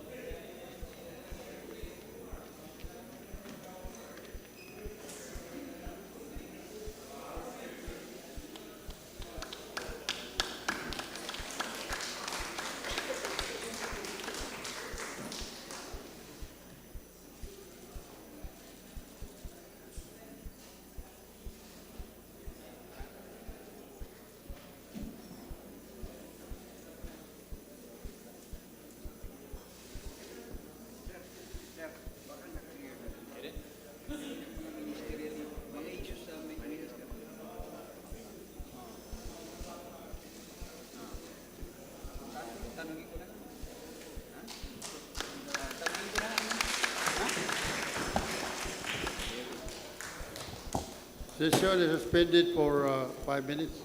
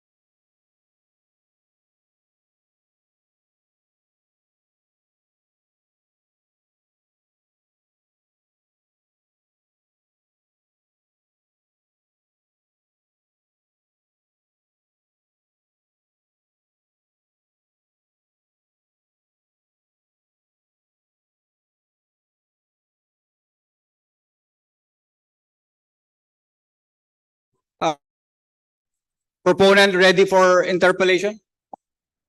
Yes, Mr. Speaker. Okay, we will resume the session. Session resumes.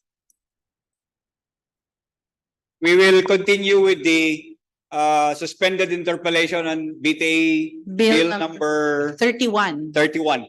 Thank you, Okay, Mr. yeah. Speaker. May we again recognize Member of the Parliament Adsfar Osman. The gentleman from Sulu is recognized. Thank you, Mr. Speaker. Bismillahirrahmanirrahim. Assalamualaikum warahmatullahi wabarakatuh. Yesterday, I asked for purposes of continuation from the secondary education to higher education. This representation asked if how we are going to admit and those enrollees that those who do not have Arabic knowledge, Arabic and Islamic knowledge from their secondary educations. If indeed the purpose of this bill is an Arabic and Islamic baccalaureate degree in postgraduate, Mr. Speaker. Thank you, Mr. Speaker. The MBHTE is actually in the bill. We prepare the IRR once approved, and the question of the interpolator, Mr. Speaker, is the IRR will incorporate the admission of students. So I'm sure, Mr. Speaker, that the concern of the interpolator on the admission requirement can be done, no? Can be part of the RIR of the law. Meaning it is not yet open to public. Those who don't have knowledge, indeed, of the Islamic and Arabic studies, they cannot enroll. Mr. Speaker, I'm confident that the requirement for admission can be any graduate of senior high school, of DepEd, or madrasa school, okay? But it has to be, Mr. Speaker, the admission requirement has to be done by the technical working group who's going to prepare the IRR. Okay, Mr. Speaker, I trust with the process of the MBHTE on that matter. My next question, Mr. Speaker, is on section on the location of the institute. Where are we going to put up this institute? Mr. Speaker, as provided in the bill, the location of BHIS will be in the old Rema campus in Buruan. May we know, Mr. Speaker, how's the status of the RIM in Buruan as to the enrollees from do you have the data as to number of enrollees in the present RIM? Mr. Speaker, as presently I do not have the enrollment data of REMA. My purpose of the purpose of this question, Mr. Speaker, is to determine if there are enrollees from other provinces like Basulta provinces who are enrolled in this RIM as established by the defunct arm. During the public hearing, when we invited those from the REMA. I think this was raised. And if I remember it right, Mr. Speaker, if my memory does not fail me, there were no students. There were no students from Basulta. That's the, Mr. Speaker, that's the proponent had knowledge as to the reason why we do not have enrollees from those provinces intended to have acquire baccalaureate degree in Madrasa and Islamic Studies. Mr. Speaker, I suppose the distance of REMA, which is located in Buruan, Thank you, Mr. Speaker. has made it difficult for students from Basulta to. Mr. Speaker, because if I remember right, in the consultation in Davao, which this representation was present, it was a unanimous, we have a tremendous suggestions, especially from those ulama in the Basulta. If we cannot have our campus in the Basulta region, they are settled to put it in Parang as far as accessibility is concerned. But now we are having it in Buluan under Section 4. Yeah. What's the advantage of having to put this, to establish this in Buluan rather than in Parang, where we promise to our constituents in Davao City, in our consultation in Davao City, that they settled it in Parang, Maguindanao? Yeah, it was raised that Parang is more accessible. Okay, but the problem at this point in time, Mr. Speaker, if we put it, why we decided, the committee decided to retain it in Buruan, because we have the infrastructure already in Buluan. So if we transfer it, then we cannot continue the schooling because there is no infrastructure in Parang for this purpose, Mr. Speaker. However, Mr. Speaker, in view of the suggestion of our resource persons, we have put it in the bill that should it be necessary to have campuses in not only in the island provinces, but even, for example, in Lanao, then we can have.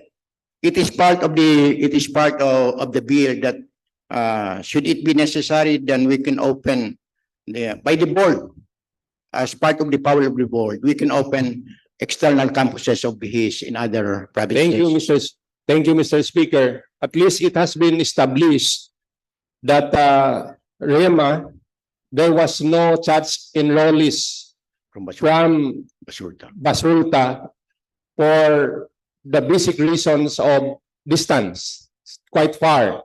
I suppose, yes. Oh, yes. Suppose. And of course, it's good enough that it's provided in the bill that the Board of Trustees can has the power to create and establish extend or other campus in other parts of our region. Yes, would it be possible that it's not only the board that could establish the campus? Could it be possible that this parliament in itself can enact another bill for the establishment of another campus in some other area? Yes, I agree, Mr. Speaker, that it is within the power of the parliament to create and establish an external campus of BHIS in other provinces, Mr. Speaker. Thank you, Mr. Speaker. The next question, Mr. Speaker, on Section 7, on the governing body of the bill. Do we recognize the role of the private sector in Madaris educations in our region, considering the fact that there are a lot of private madrasa existing all throughout the region? I would agree, Mr. Speaker. Do we need to agree that we need a representative from the private sector in the governing board of the institute. Since there was none, it's not included in the enumerations as provided for in Section 7. Mr. Speaker, the proponent is open to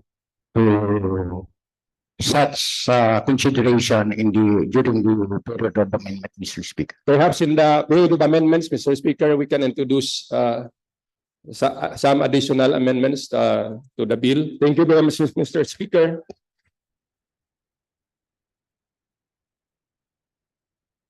And I think that's all for purpose. For the record, Mr. Speaker, for purposes of consistency, we reiterate our advocacy that every institute or offices that we are going to create, it should not only be established here in mainland of the autonomous region in Mindanao, it should also be established in some other regions, especially in the Basolta region.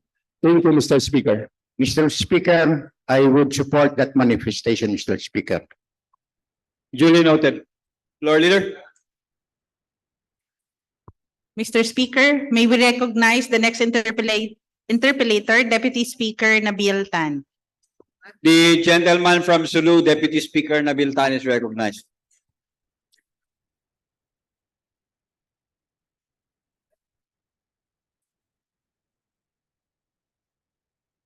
Thank you, Madam Floor Leader. Thank you, Mr. Speaker. Will the gentleman yield to two short questions?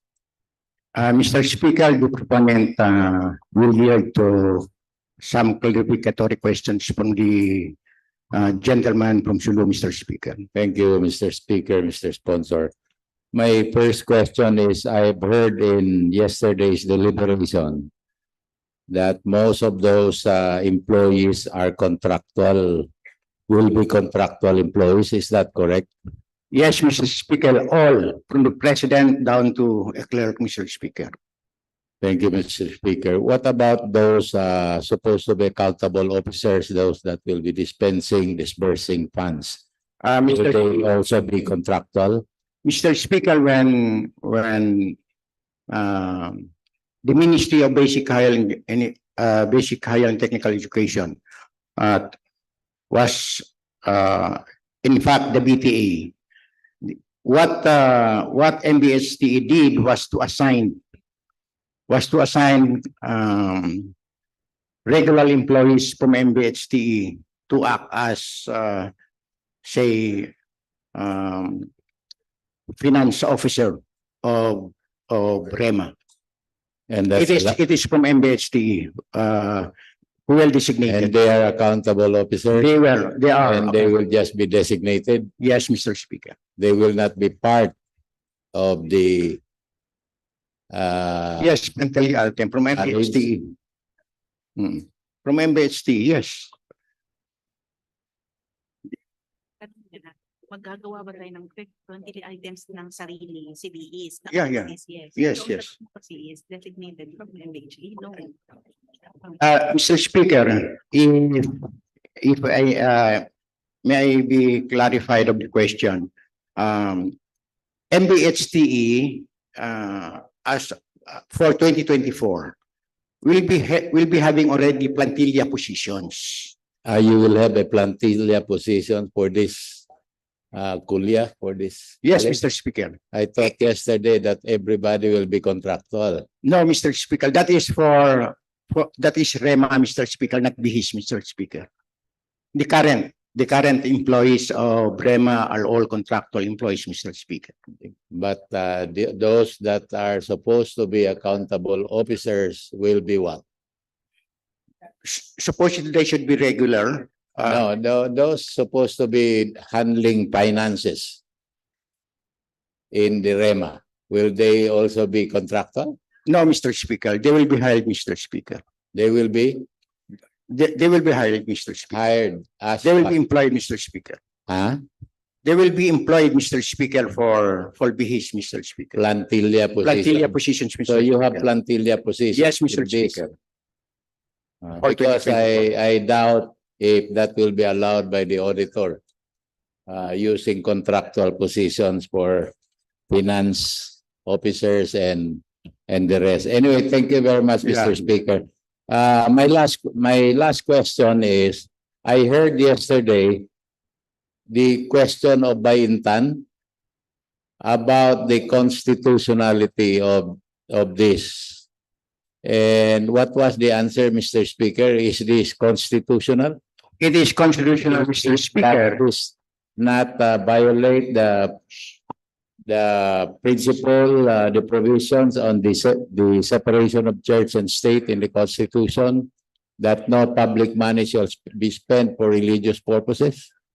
Mr. Speaker, during the public consultation, this was also raised, and the representative of the Commission on Higher Education replied to this, and he said, and I quote, this is not contrary. The offering of Islamic studies and Arabic language, the use of government's money for this purpose, Mr. Speaker, is not unconstitutional, because he mentioned about UP, he mentioned about MSU, and some other state colleges and universities offering Islamic studies and Arabic language using public fund. The one who said it was from where? From the Commission on Higher Education. Is he a lawyer? If you know. I don't know, Mr. Speaker, but I'm quite sure of the Mindanao State University. We have lawyers in the Mindanao State University, and MSU is also offering. In fact, we have one King Faisal Institute for Islamic Studies offering Islamic Studies and Arabic language, Mr. Speaker. And Mindanao State University, Mr. Speaker, uses, like the University of the Philippines, uses public fund for the program. Hindi yun grants from Saudi Arabia. Mr. Speaker, hindi po. And MSU tawi-tawi also does the same. Thank you, but I still have, because he is from the chair, I even don't know what his authority to speak about it. I still have reservation on the constitutionality. Thank you, Mr. Speaker. Mr. Sponsor, thank you. Thank you, Mr. Speaker. Thank you, our Deputy Speaker. Floor Leader, who is the next interpellator? I Next believe interpellator is MP Michael Mitimbang, Mr. Speaker. the gentleman from Talayan, Maguindanao is recognized. Thank you, Mr. Speaker. Bismillahirrahmanirrahim. Alhamdulillahi wa bihi nasta'in wa ba'd. Assalamualaikum warahmatullahi ta'ala wabarakatuh. Mr. Speaker, allow me to commence my interpellation by providing a short background. Can I proceed, Mr. Speaker? The Moro Jihad has been three phases. First phase, the Moro Jihad against the Spanish invasion for 377 years, from 1521 to 1898. Second phase, the Moro Jihad against the American colonizers for 47 years, from 1898 to 1946. Third phase, the Moro Jihad against the Philippine oppressors from 1970 to present. During early 1970s, the late Salamat Hasim Al-Akhir and former Governor Sir Professor Suari and other personalities from different parties initiated the organization of the Well, during the late 1970s and 80s, the late Sheikh Salamat Hasim Al-Akhir and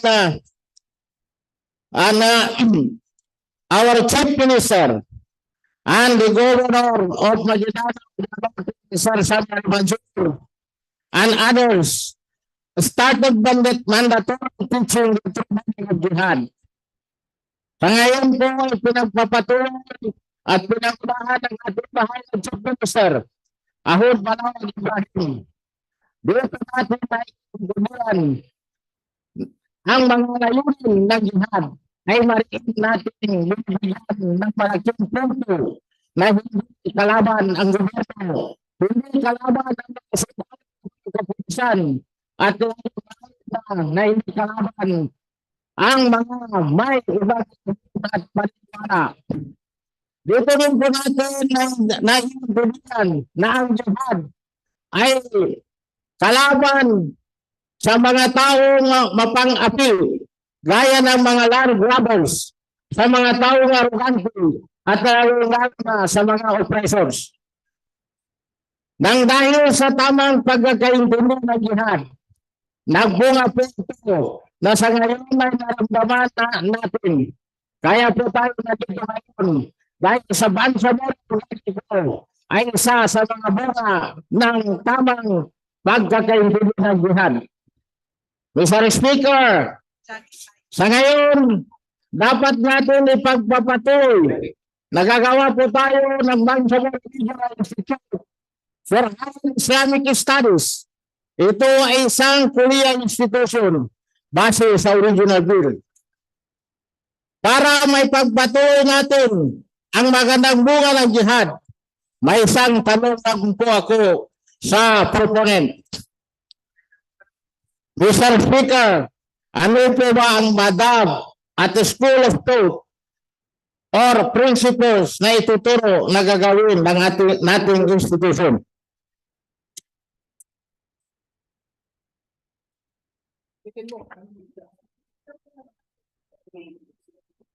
Ano po ang madam or school of thought or principles na ituturo ng gagawin nating institution? Madhab. Ano po ang madhab? Sapi, yeah. Sapi po. Sapi po. Di ba sapi po, sapi. Only one Islamic institution, eh? Ano po? Hindi ba Islamic institution? Only one school of thought? Ang tanong mo po, Ano? A school of thought. opo. Okay. Only one? Only one? Hindi, apat po. Apat po. We have four, Marhab, Safi, Hambali, Maliki, Hanafi. Pero tayo doon tayo kay Imam Safi. Hi. Yes. Pero apat po ang school of thought. Mr. Speaker, in my opinion, ang dapat na school of thought or principle ng Bangsamoro Regional Institute for Higher Islamic Studies should be the principle of moral governance, which necessarily includes good manners and right conduct. Mr. Speaker, the concern of the interpolator on moral governance, it is not only for this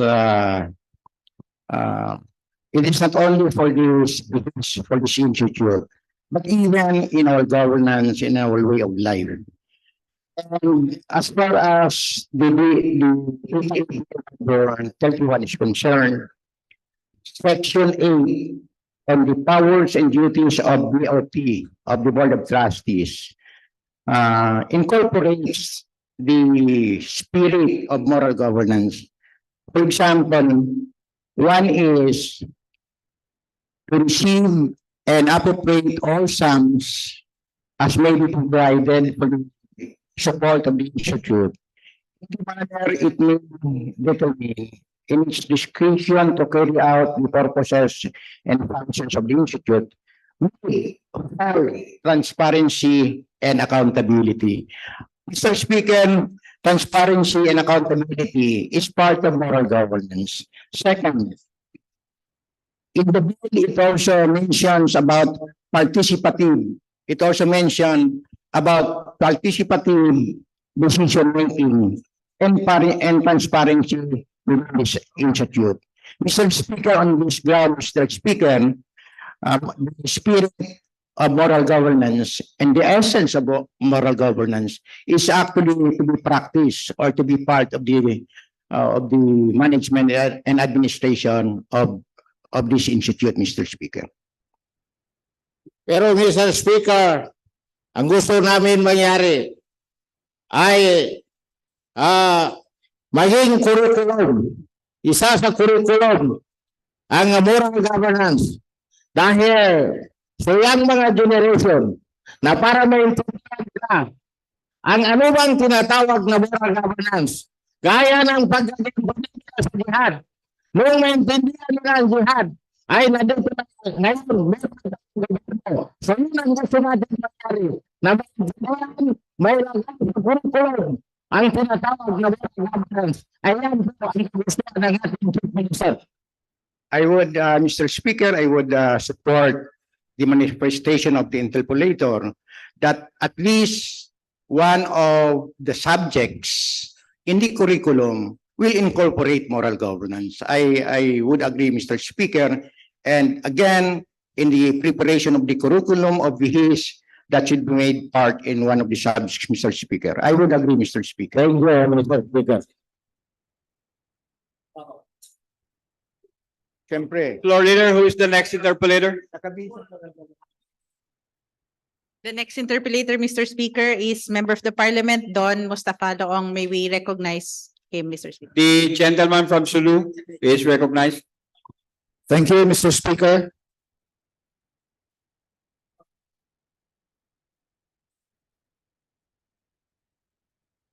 Mr. Speaker, what is the vision and mission of the BHIS? Mr. Speaker, the vision and mission of the HIS generally is to help develop educationally the Bangsamoro youth of the region, Mr. Speaker, along Islamic studies and Arab language, Mr. Speaker. So with the current law, do we think we will be able to do this for the entire Bangsamoro region, Mr. Speaker? Mr. Speaker, with this law, at least that vision can partly be realized by BHIS, Mr. Speaker. But for the entire region, Mr. Speaker, to be accommodated, the question of having extension campuses in the other provinces, Mr. Speaker, can help also realize that goal, Mr. Speaker. Mr. Speaker, was it considered that perhaps what if the main campus will be located in the central area, perhaps in the Bangsamoro Government Center, and then we will have extension offices that will reach all the other provinces, Mr. Speaker? Mr. Speaker, as a governing board, the Board of Trustees, Mr. Speaker, we leave it to the Board of Trustees. Should the Board of Trustees feel that it is necessary already to put up a main campus in an area where it is convenient for many of the provinces, then we leave it to Mr. Speaker. We leave it to the board to do it for us. Mr. Speaker, can we be enlightened on what is the gap in MMA Act 164 creating REMA Academy? That's why it necessitates the establishment of the Bangsamoro Institute for Higher Islamic Studies. Mr. Speaker, when REMA as an institution of higher education initially when it was established under the Mindanao 164, MMA Act 164. In the implementation of the bill, the REMA,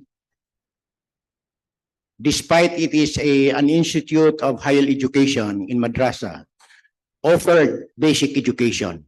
Okay, so it went out of the mandate of REMA. That is one. Second, the problem of governance, the problem of administration. As I had mentioned yesterday, all the executives, from the president down to a clerk in REMA, all contract of service, Mr. Speaker. And even the salary of the president, Mr. Speaker, of REMA is higher than the salary of a member of the parliament, Mr. Speaker. It is salary grade 30, Mr. Speaker. So ang dami pong problema galing sa 30. Oh. So kaya nga nang dumating ang BARM, ang unang ginawa was to stop REMA from offering the basic education. Ang ibig sabihin, elementary and secondary education. Kaya isa rin po yun kasi wala po sa mandato ng REMA. Kaya mismo si former Member of Parliament Toy Mangundadato was, because this bill when filed during the first BTA, it was a private bill. It was former Toy Mangundadato and Minister Iqbal who filed this bill.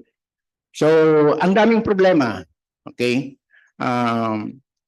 Kaya naisipan ng government of the day really na gawin ito, na to file this as a bill of the government of the day. Mr. Speaker, I heard two reasons. Number one, that they offered basic education.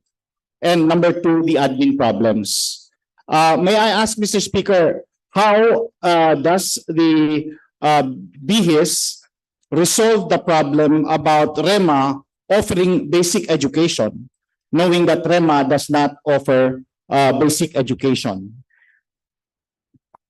Initially, Mr. Speaker, ang ginawa ko ng MBSTE was to disallow REMA from offering basic education. Ngayon, ang problema at that time, wala na yung mga tao even to sign the certificate ng grade 6 ng high school graduates. Ang mga bata ay hindi makaka-enroll sa ibang institusyon, sa ibang eskwelahan, kasi wala po silang diploma or certificate from elementary and high school. At ginawa na po yun ng paraan para yung mga batang yun makapag-aaral po sa college o kaya sa high school kung grade 6 man silang graduate. MBHTE, I think, allowed somebody to sign for the certificate so that the students can pursue their studies, Mr. Speaker. Mr. Speaker, so in the BHIS,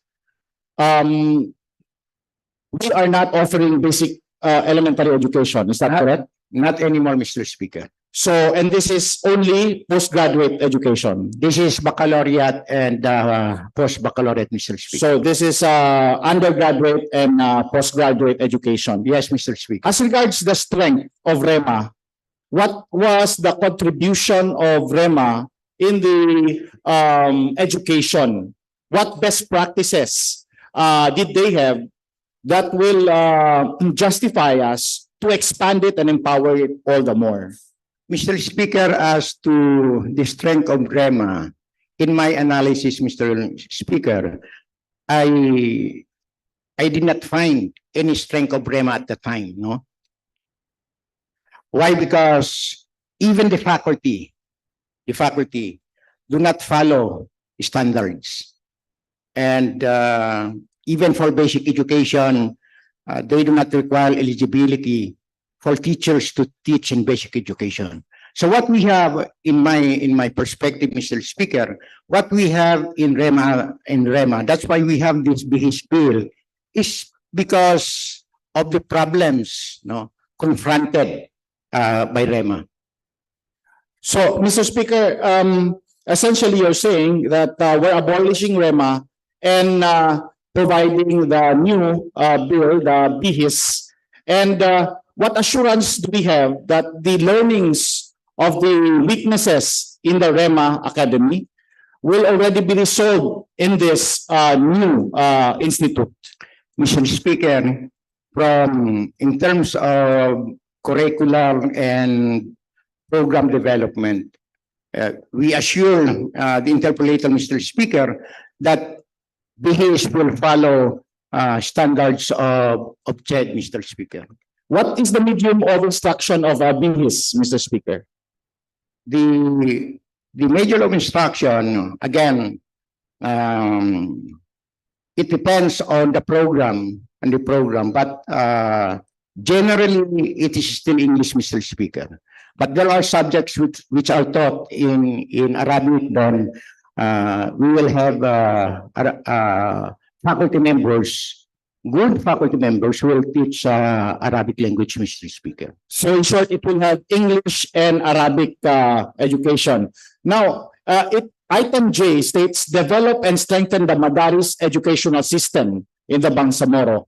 How exactly will BHIS aim to develop and strengthen the Madaris education in the BARM? Mr. Speaker, the BHIS primarily will be producing graduates with competence, Mr. Speaker. In that case, BHIS will be able to provide competent teachers for madrasa. Isang bagay lang po na gusto kong ma-emphasize dito, gusto kong bigyan din. Mr. Speaker, sa pangangailangan po ng mga guro magtuturo ng Islamic and Arabic studies, even sa basic education, tawi-tawi po ay nagkulang. Kailangan po ng more than 1,000 magtuturo, teachers. Ilan lang po ang nakuha doon? Less than 100 ang mayroon. Dahil sa kakulangan ng mga teachers na along the field na kailangan po natin. So itong BHIS na to, they will produce graduates who can teach not only in madrasa but even in MBHT basic education, Mr. Speaker. Mr. Speaker, the Philippines have so many graduates from the Middle East, Saudi, Egypt, Sudan, and South and Southeast Asia. However, they have problems in teaching in the Philippines. Do you think the BHIS will be able to provide for equivalency degrees for these graduates to be able to teach in the Philippines? Mr. Speaker, if I have to emphasize again, one of the very purpose of BHIS is how to accommodate even graduates, qualified graduates from foreign universities. Earlier, I think some of us here mentioned that even in Sulu, there are graduates, foreign graduates in Arabic who in Sulu became even tricycle drivers because there is no employment. Mr. Speaker, BHIS will surely be open to accommodate qualified foreign graduates to teach in BHIS. Because when we offer, Mr. Speaker, when we offer graduate programs, then we should have faculty members who have at least master's degree in Arabic language and Islamic studies, and even PhD, Mr. Speaker. Yes, in that relation, what are the general qualifications of the professors in BHIS? Mr. Speaker, the academic faculty of BHIS will again follow standards of CHED. For example, this time you cannot teach in college unless you have a master's degree. Okay, and BHE should follow that standard. So again, I'm quite sure again that faculty member graduates of foreign universities can be accommodated to teach in this institute, Mr. Speaker.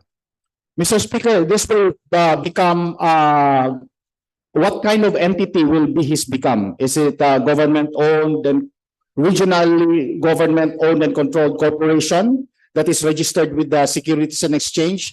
And if so, can you give me parallelism with other entities that were created that will become like BHIS? Mr. Speaker, BHIS does not require a SEC registration. This is a government institution, Mr. Speaker. So it does not require, like any other university, no, in the BARM. And if in the future we will be creating more colleges and universities in the BARM, we don't require SEC registration for them, Mr. Speaker, because its operation will be guided by the unang-una po niyan, yung Republic Act 8292, the Higher Education Modernization Act, Mr. Speaker. In which case, therefore, we are creating an entity by law, by a regional law. My question is there a similar entity that is existing right now that is created with a regional law aside from RIMA Academy? Mr. Speaker, in the BARM, I don't, because I was not connected with the BARM, I was connected nationally. I don't remember any educational institution aside from REMA which was created by an armed law. Mr. Speaker, REMA was created by a regional law as well. Why did they not have any items to make them run as such? Mr. Speaker, I cannot speak for the Regional Legislative Assembly, but what happens is we see it now that they do not have even plantilla positions for REMA, Mr. Speaker. So it should be, I suppose, Mr. Speaker, it should be the failure of the law that failed to, it is the failure of the law na hindi po nakaprovide ng plantilla positions for the institution, Mr. Speaker. And this is the very reason, Mr. Speaker, why we have to repeal MMA Act 164 and have this law, this bill, Mr. Speaker. Mr. Speaker, what is the difference between this creation and something that will be directly within the MBHTE, of which it will still be fully funded by the MBHTE? Mr. Speaker, the BHIS is at this point its budget is part of MBHTE. And again, it is mentioned in the bill that the board later on can even grant fiscal autonomy, when it is already determined that it is already capable of managing its own resources, Mr. Speaker. It needs time to evaluate, Mr. Speaker, even the BHIS before we can grant even fiscal autonomy, Mr. Speaker. Mr. Speaker, in Section 8, Powers and Duties of the Board of Trustees, it states in letter L, to establish professional chairs in the institution. May I be clarified? What do you mean by professional chairs?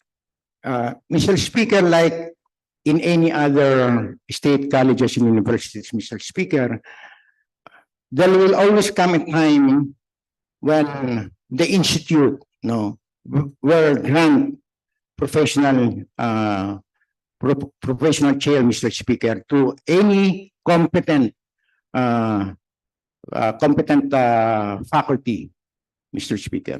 Mr. Chair, maybe you are referring to professorial chairs and not professional chairs, Mr. Speaker. Professional chair, Mr. Speaker, that can be provided even, for example, you have a private company who would like to help BARM and who would like to work BHIS, they can offer the professional chair to the faculty to BHIS, and they will provide the salary, Mr. Speaker. That is what it means by that, Mr. Speaker. There will always come a time for any academic institution to offer such a dignified position, Mr. Speaker. Mr. Speaker, I'm saying maybe you do not mean professional, as in professional, but professor. I will move for the amendment to change this into a professorial chair. Because there's no such thing as a professional chair. Yeah, I would agree, Mr. Speaker, and I suppose it is due to topographical error, Mr. Speaker. I would agree, Mr. Speaker. Thank you, Mr. Speaker. It also removed the privileges, REMA stated privileges in the bill, original bill. Here we did not specify academic privileges. Is this intentional, or what is the implication of the lack of provision on the academic privileges? Mr. Speaker, if you mean academic privileges is the exercise of academic freedom, it is there. If, Mr. Chair, you are referring to support for students, it is also provided, Mr. Speaker. So privileges for students, privileges for the faculty, Mr. Speaker, it will always be guided with national law, Mr. Speaker. Mr. Speaker, so this will help provide teachers for the Madaris system. Is that correct? Yes, Mr. Speaker. Mr. Speaker, there is also It's not only teachers, Mr. Speaker. In the college, Mr. Speaker, we call them instructor, assistant professor, associate professor, full-fledged professor, Mr. Speaker. We don't recruit teachers for higher education, Mr. Speaker. Mr. Speaker, in that case, will the plantilla of BHIS have the same kind of gradation, having the lecturer, assistant professor, professor 4, which even has a salary grade of 29? What kind of organizational structure are we looking at in this institute? Mr. Speaker, the usual structure in any state colleges and universities, Mr. Speaker, will be done by BHIS, Mr. Speaker.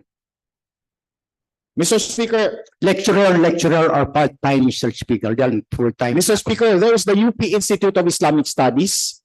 What difference is the Bangsamoro Institute compared to the UP Institute of Islamic Studies? Mr. Speaker, it's not only like UP Islamic Studies, not only like MSU Islamic Studies, tawi-tawi Islamic Studies, but the difference, I think, is very clear here. When we have the REMA, the intention was to have a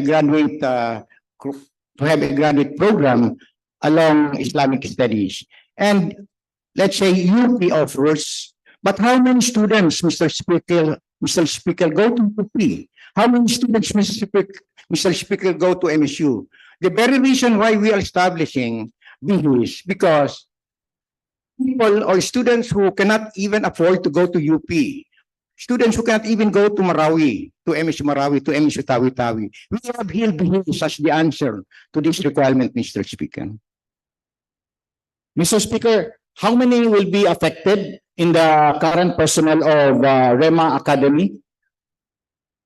Mr. Speaker, the employees, as Alien mentioned since yesterday, Mr. Speaker, they are all contract of service, Mr. Speaker. In which case, then they've been contract of service for the past 20 years. Yes, since the establishment of Bremen, Mr. And how many of them will be absorbed?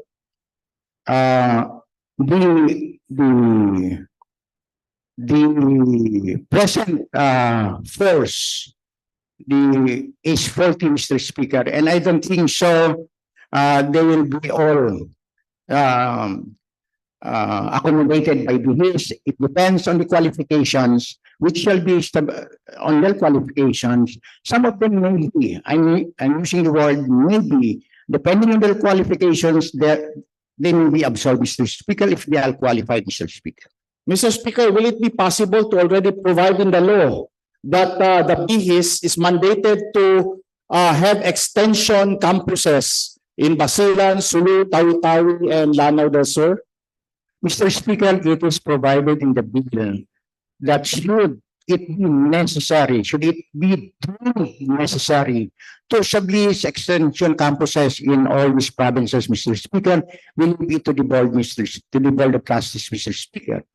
But again, if this Parliament, Mr. Speaker, would think that it is necessary to put up an extension campus, the Parliament, Mr. Speaker, can file a bill creating this tawi-tawi, Mr. Speaker. But as far as this bill is concerned, we give it to the powers and functions, powers and duties of the board to establish extension campuses. Like the university system, UP, and even Mindanao State University. There are campuses which are established by virtue of board resolution. There are campuses like Tawi-Tawi and Iligan as a unit of Mindanao State University, which are created by law. Mr. Speaker, this Parliament can have the same, can do the same, Mr. Speaker. Mr. Speaker, after graduating from BHIS, will they be able to take up equivalency civil service eligibilities? Will there be special civil service eligibilities for graduates of BHIS so that they can apply to any government position, national or in the Bangsamoro? The intention, Mr. Speaker, is not to have a special eligibility exam. We can take, it is the assumption of this proponent, Mr. Speaker, that the graduates of BHIS can take the civil service exam, Mr. Speaker. Yeah, of course, if they graduate with honors, depende po yan, no? 907 allows honor graduates to have eligibility, Mr. Speaker. Automatic po yun, by virtue of law. And of course, this is recognized by CHED. BHIS will be recognized by CHED. Yes, Mr. Speaker. MBHT, not CHED, Mr. Speaker. MBHT. Mr. Speaker, can you describe to us the types of postgraduate degrees that will be offered, as well as the undergraduate degrees that will be offered? Mr. Speaker, as far as this opponent is concerned, we do not yet have the curriculum, but we have the list of courses that can be offered, by BHIS. It starts with, we have for languages, degrees for languages, for general education, we have preschool education, this is on teacher education, I think, special education, agricultural, entrepreneurship, and many degrees on Islamic studies, Mr. Speaker.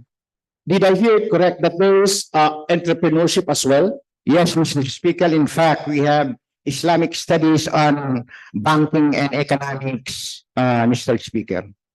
I'm happy that agricultural entrepreneurship, Mr. Speaker. I'm happy to hear that, Mr. Speaker, because I have dialogued with some graduates of WIMSU Islamic Studies, and their complaint was they graduate from Islamic Studies with no other skill, and so when they apply for jobs, there is not much added persuasive value.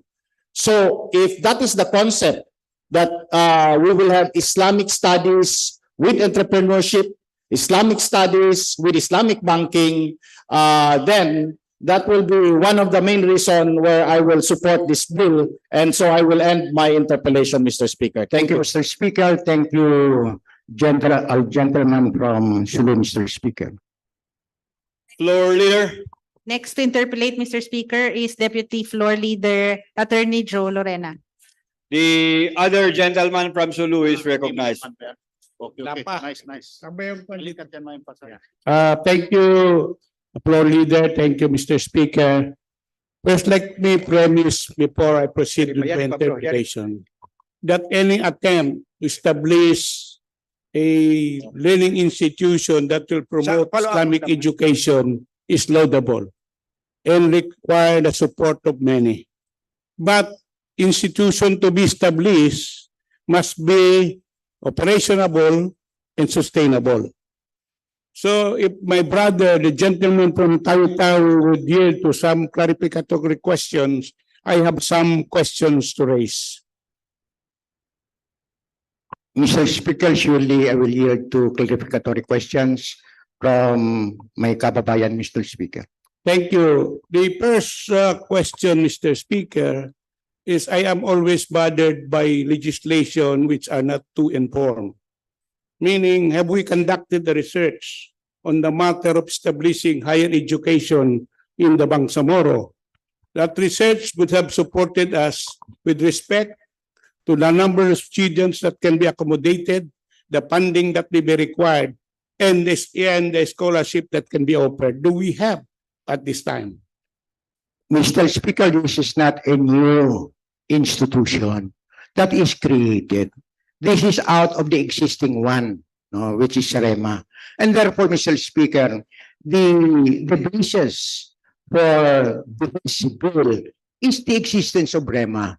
So there's no need, Mr. Speaker, to do or to conduct research for establishment of this, Mr. Speaker. Thank you, Mr. Speaker.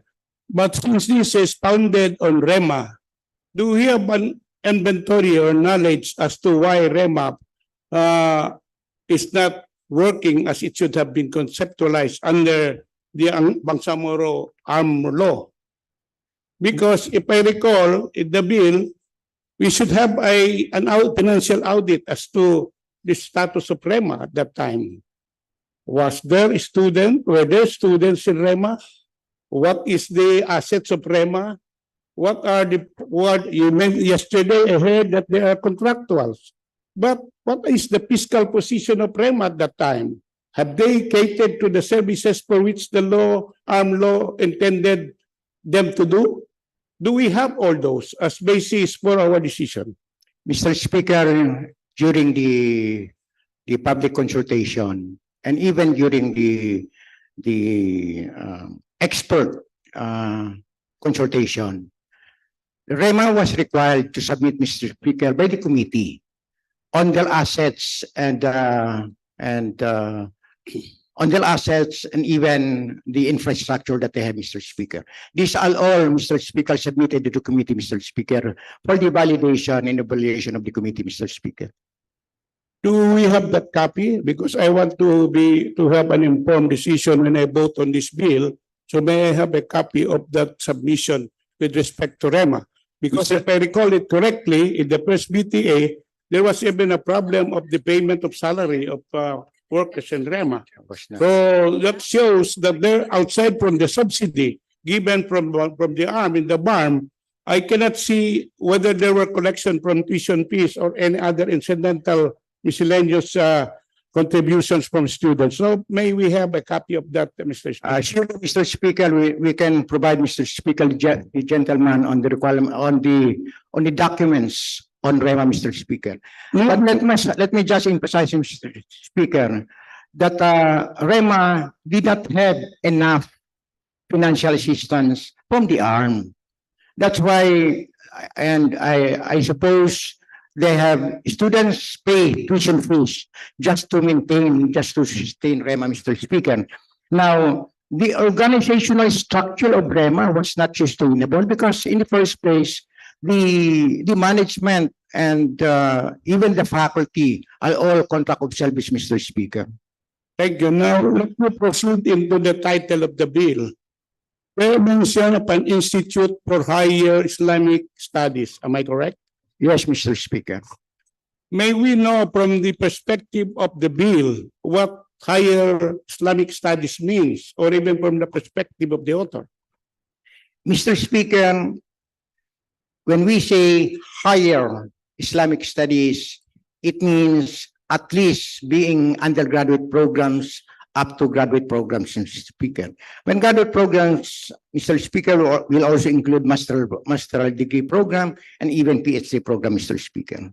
Thank you, because I have a personal experience in the establishment of the Al-Maktoum University in Zamboanga, which should have been the extension office of Al-Akhir University in the Far East. We were given $7 million US to establish that, but we were required to submit some documents.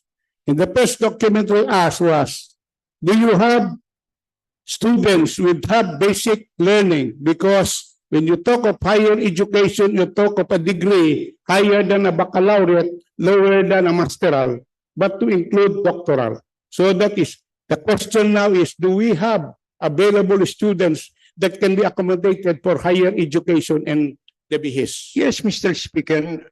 Unang-una po dyan, we have academic institutions in the country, including those in tawi-tawi.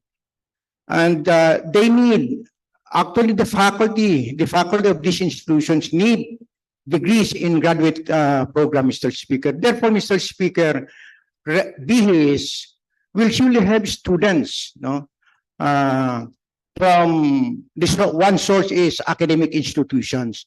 Another, Mr. Speaker, even in the MBHTE, you know, the teachers in MBHTE also require graduate programs, and MBHTE could be the faculty, the teachers in MBHTE will also be part of the incoming students of BHIS, especially if they want to pursue masteral and PhD program, Mr. Speaker.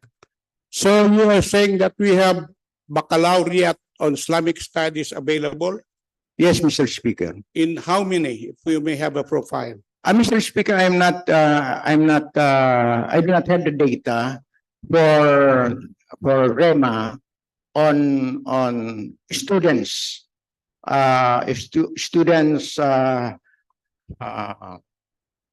enrolled in the bachelor's degree program, Mr. Speaker. Just to enrich the record, let me say that presently there were digital education offered for levels 1, 2, 3, 4, 5, and 6 on Islamic basic studies before you are given a certificate. I think one of our members of the parliament is a lecturer in that Zoom University.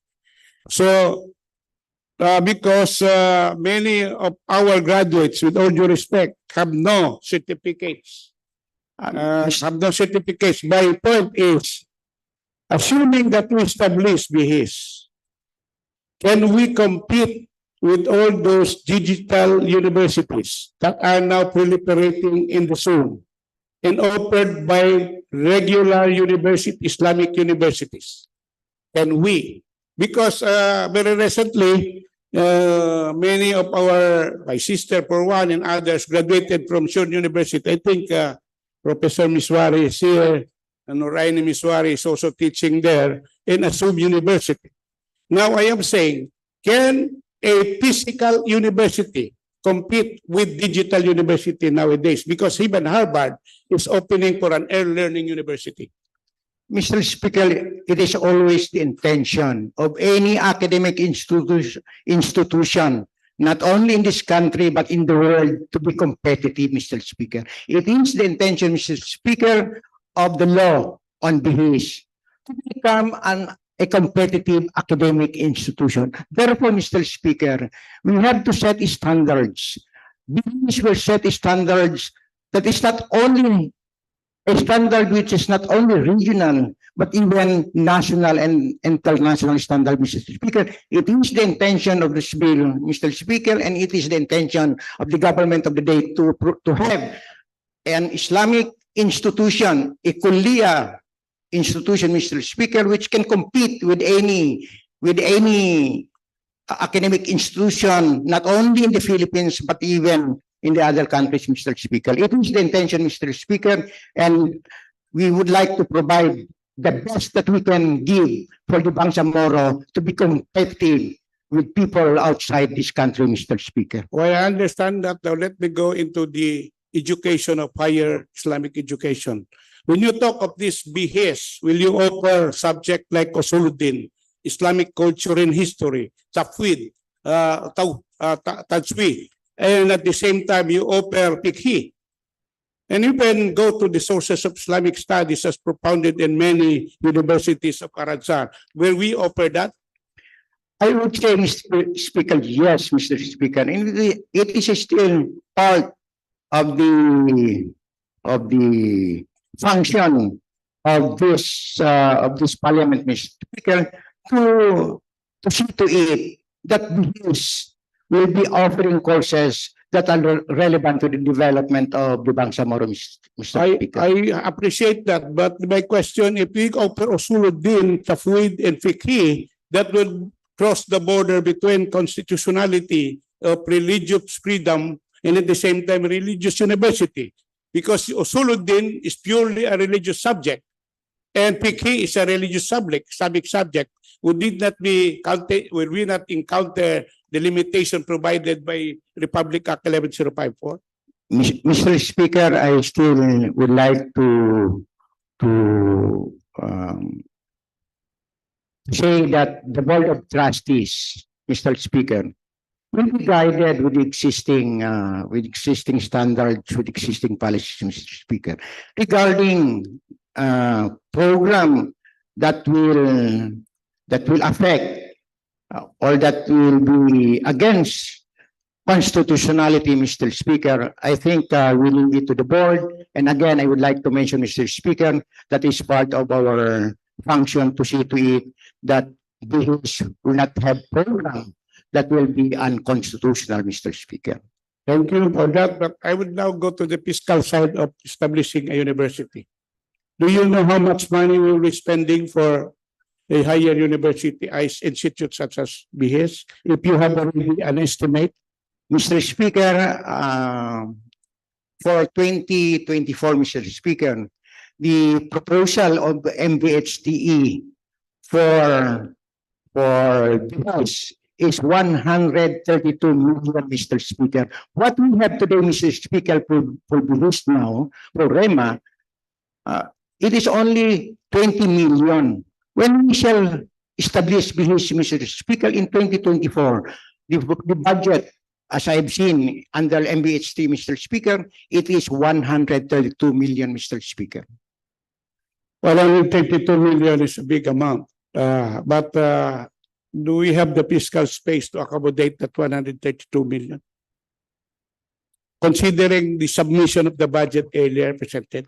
Mr. Speaker, I hope, Mr. Speaker, considering that education is a priority of the Bangsamoro government, Mr. Speaker, I hope there will be fiscal space to accommodate the needs. If we want a good business, Mr. Speaker, then the Bangsamoro government should provide the needed fiscal requirement, Mr. Speaker. I would not like to be technical and legal, but establishing an institution such this requires a certification from the Treasury as to availability of funds to support this case of university. Do we have a certification, Mr.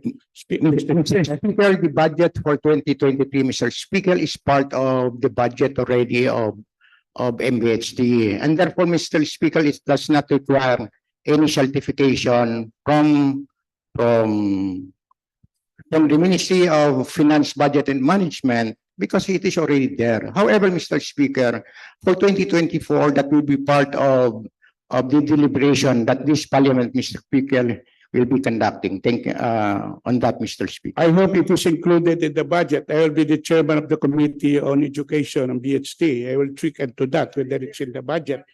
so that we will know whether we pass a legislation and it can be operational. I don't like to create more false expectation from our people by passing a law which cannot be supported by budget. That is my intention, Mr. Speaker. And Mr. Speaker, I would like to appeal to the gentleman from Sulu, Mr. Speaker, to really support the budget that is more than enough for this to operate, Mr. Speaker. I will support anything that is good, but within the condition that it should be practical, operational, it is within the resources available, and it is not subject to constitutional and legal limitation, Mr. Speaker. But nonetheless, I'll go to another point, Mr. Speaker. Mr. Speaker, I will go to the specific. While admittedly, this is part of the Bangsamoro government system, educational system, as you may conceive it, but will they receive payments or tuition from students? Mr. Speaker, as again, I have expressed yesterday, Mr. Speaker, the BHS will be governed by, not only by the law that we are creating now, but even by national law, knowing that the Bangsamoro education system, Mr. Speaker, is a sub system of the national government, Mr. Speaker.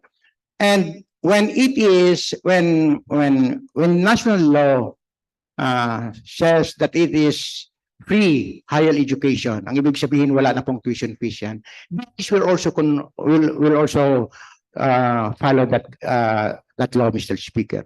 And if there are, as provided also by law, if there are miscellaneous expenses or miscellaneous fees, Mr. Speaker, that shall be collected from the students, then BHS will also collect miscellaneous expenses like all other universities in the country, Mr. Speaker. Mr. Speaker, earlier on you mentioned that we can even include Slavic history or Solidin. These shall specialized courses. Are they covered under the pre-higher education law? That's just to put on record very clearly. Mr. Speaker, we would like to have BHS as a model of academic institution. And in this, Mr. Speaker, we need to have specialized programs. It is always part of the goal, the intention of any academic institution to have a specialized program. Ang ibig sabihin, yun po ang magiging strength ng BHS. Like all other institutions, there are institutions whose strength is on engineering. Then for this, Mr. Speaker, I would say, without fear of contradiction, that BHS will specialize on Islamic and Arabic studies, Mr. Speaker. Other programs can still be offered, Mr. Speaker. Thank you, Mr. Speaker. My point again is, in this university, do we have a council which would certify as to not only the teaching of the academic, because the board, we are not sure whether there are ulama or stages that can certify as to the correctness of the academic requirements of the institution. Are you contemplating of setting up a Islamic compliant board within the board? Mr. Speaker, part of the membership of the board is the Mufti of the Bangsamoro. Second, we have an academic council. Mr. Speaker, academic programs and members of academic council are faculty members with assistant professor rank up to the full-fledged professor rank, Mr. Speaker. Since, Mr. Speaker, we will have a specialized program in Arabic and Islamic studies, Mr. Speaker, I'm quite sure that we will be having faculty members, especially in the graduate program, Mr. Speaker, but even in the undergraduate program, to have at least master's degree and even PhD, Mr. Speaker, because the standard now, Mr. Speaker, in order to teach in college, we should have at least master's degree, Mr. Speaker. While I'm aware of that requirement of the CHED, but I am also aware that in many Islamic institutions, there is rigidity in the selection of faculty. rigidity in the academic institution requirements.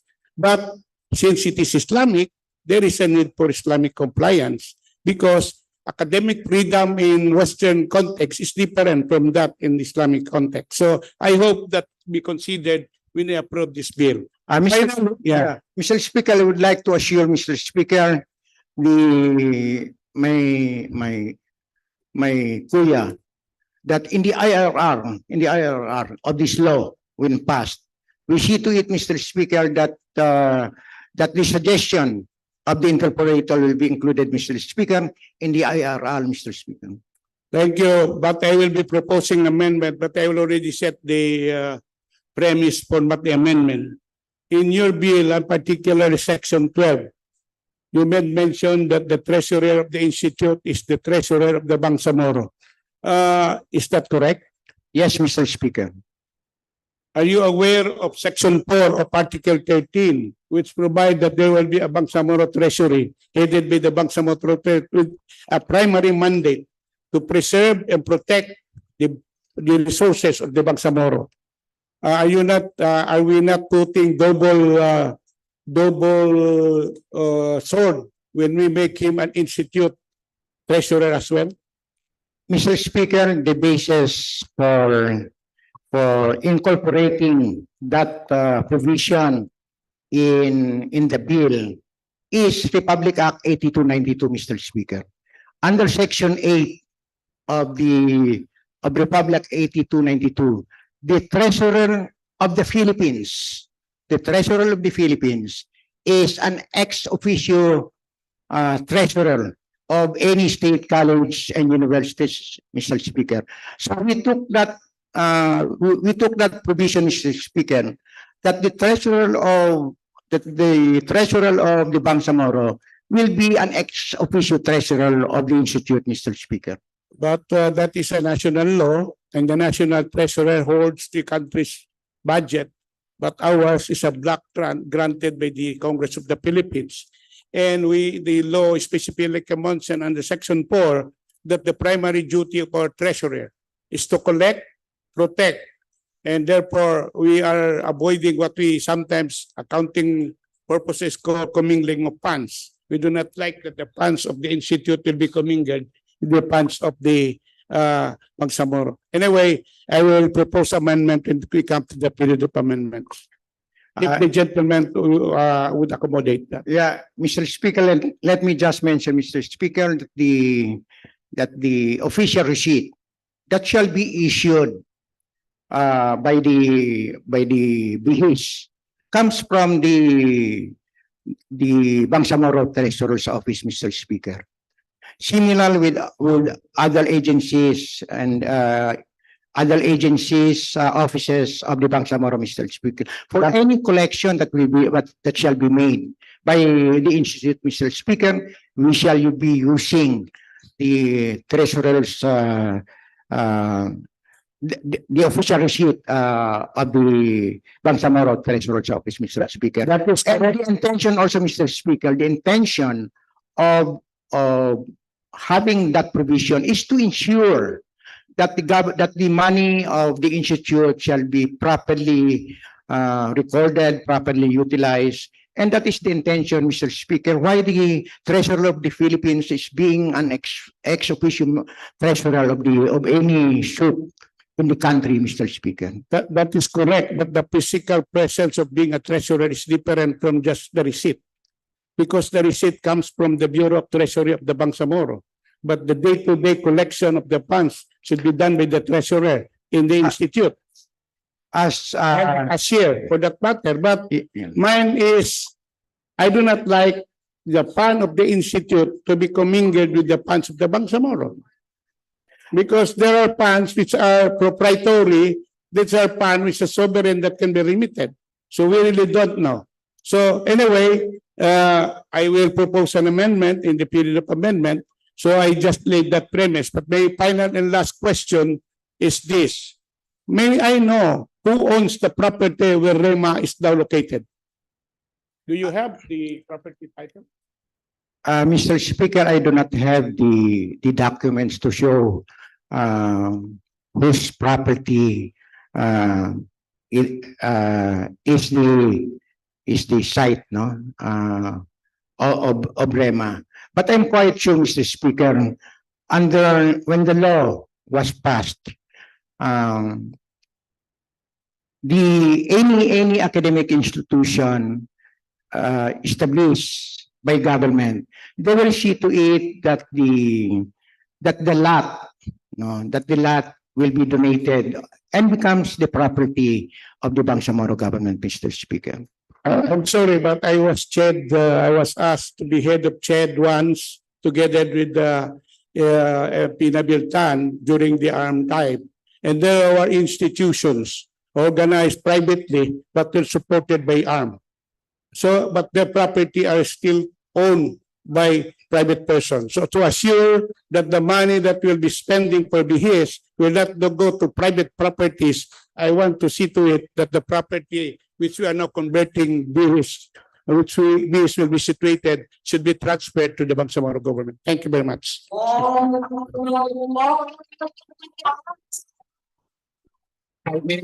Suspension. MP Babaw na lang. Thank you, Attorney.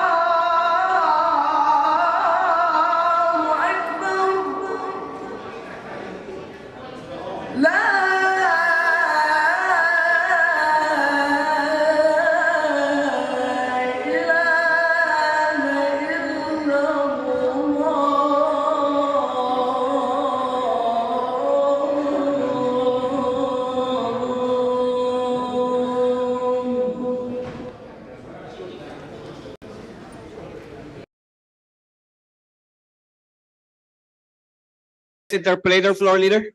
Mr. Speaker, may we recognize MP Babaw.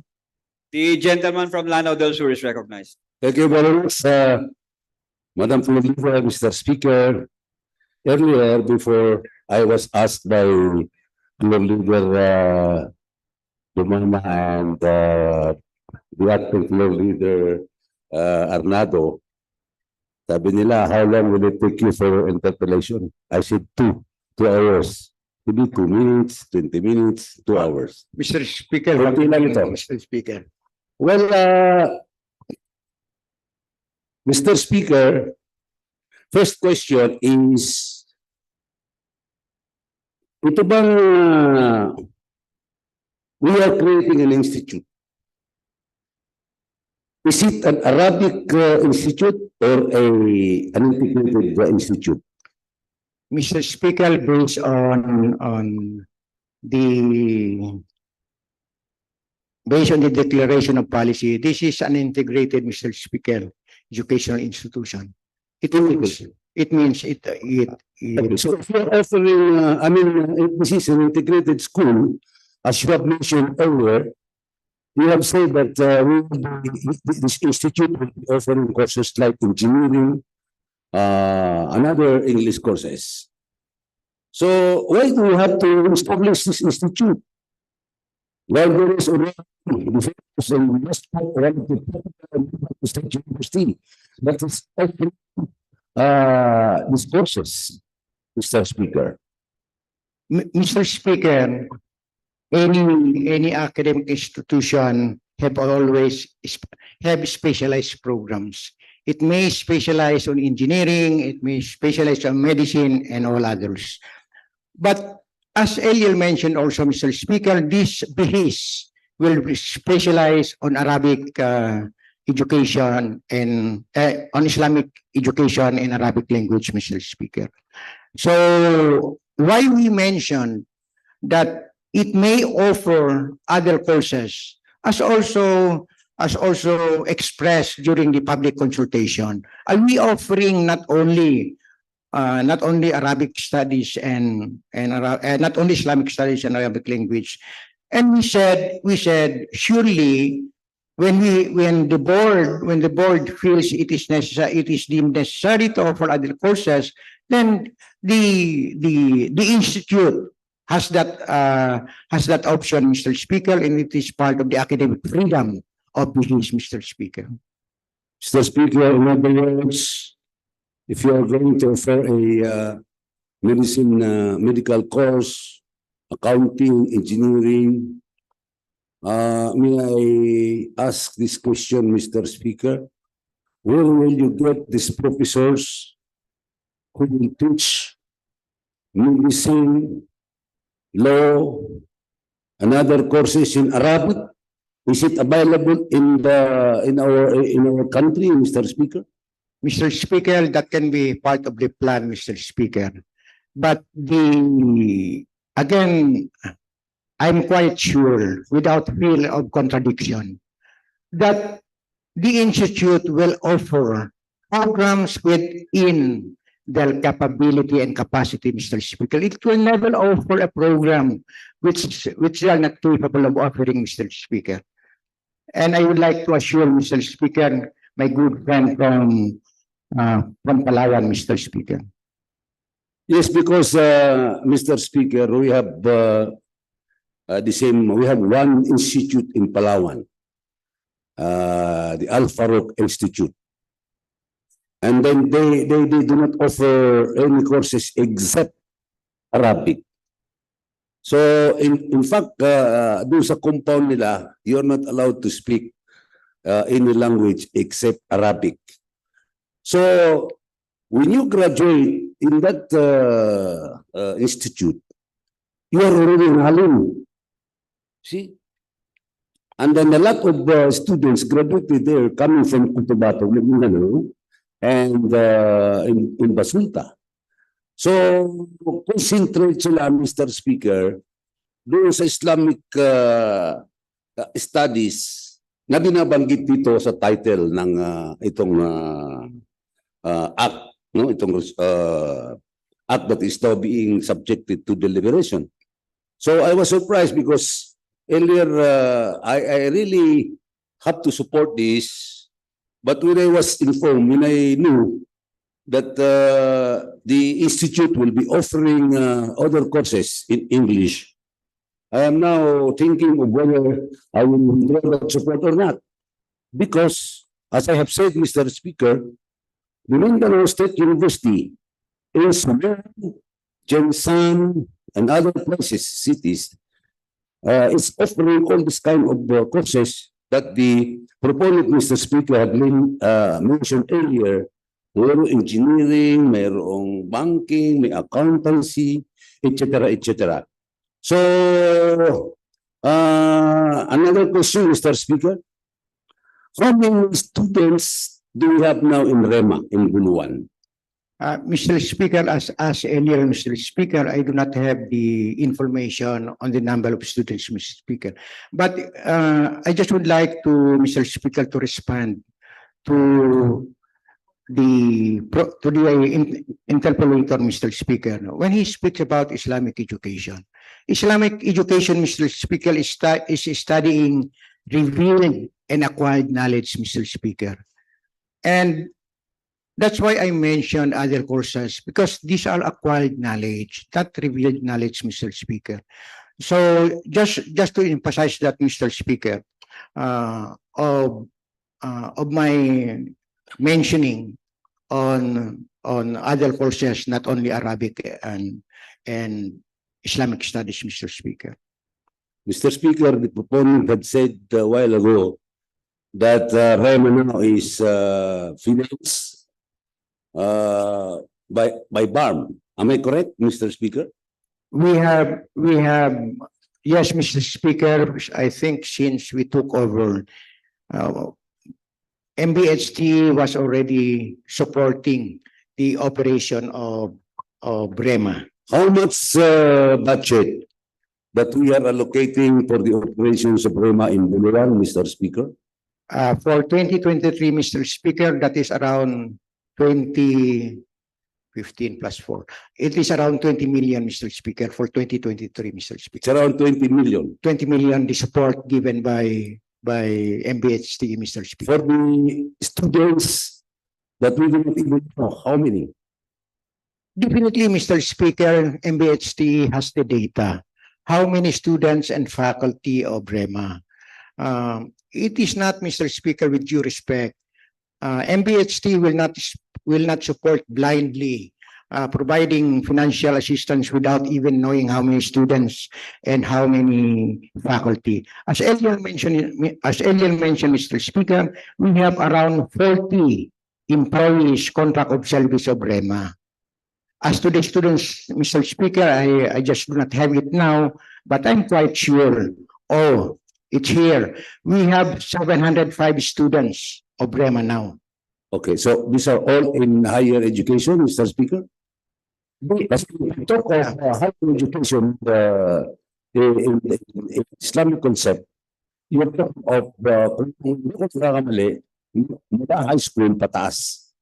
Kasi madrasa na yung elementary, kindergarten, etc., etc.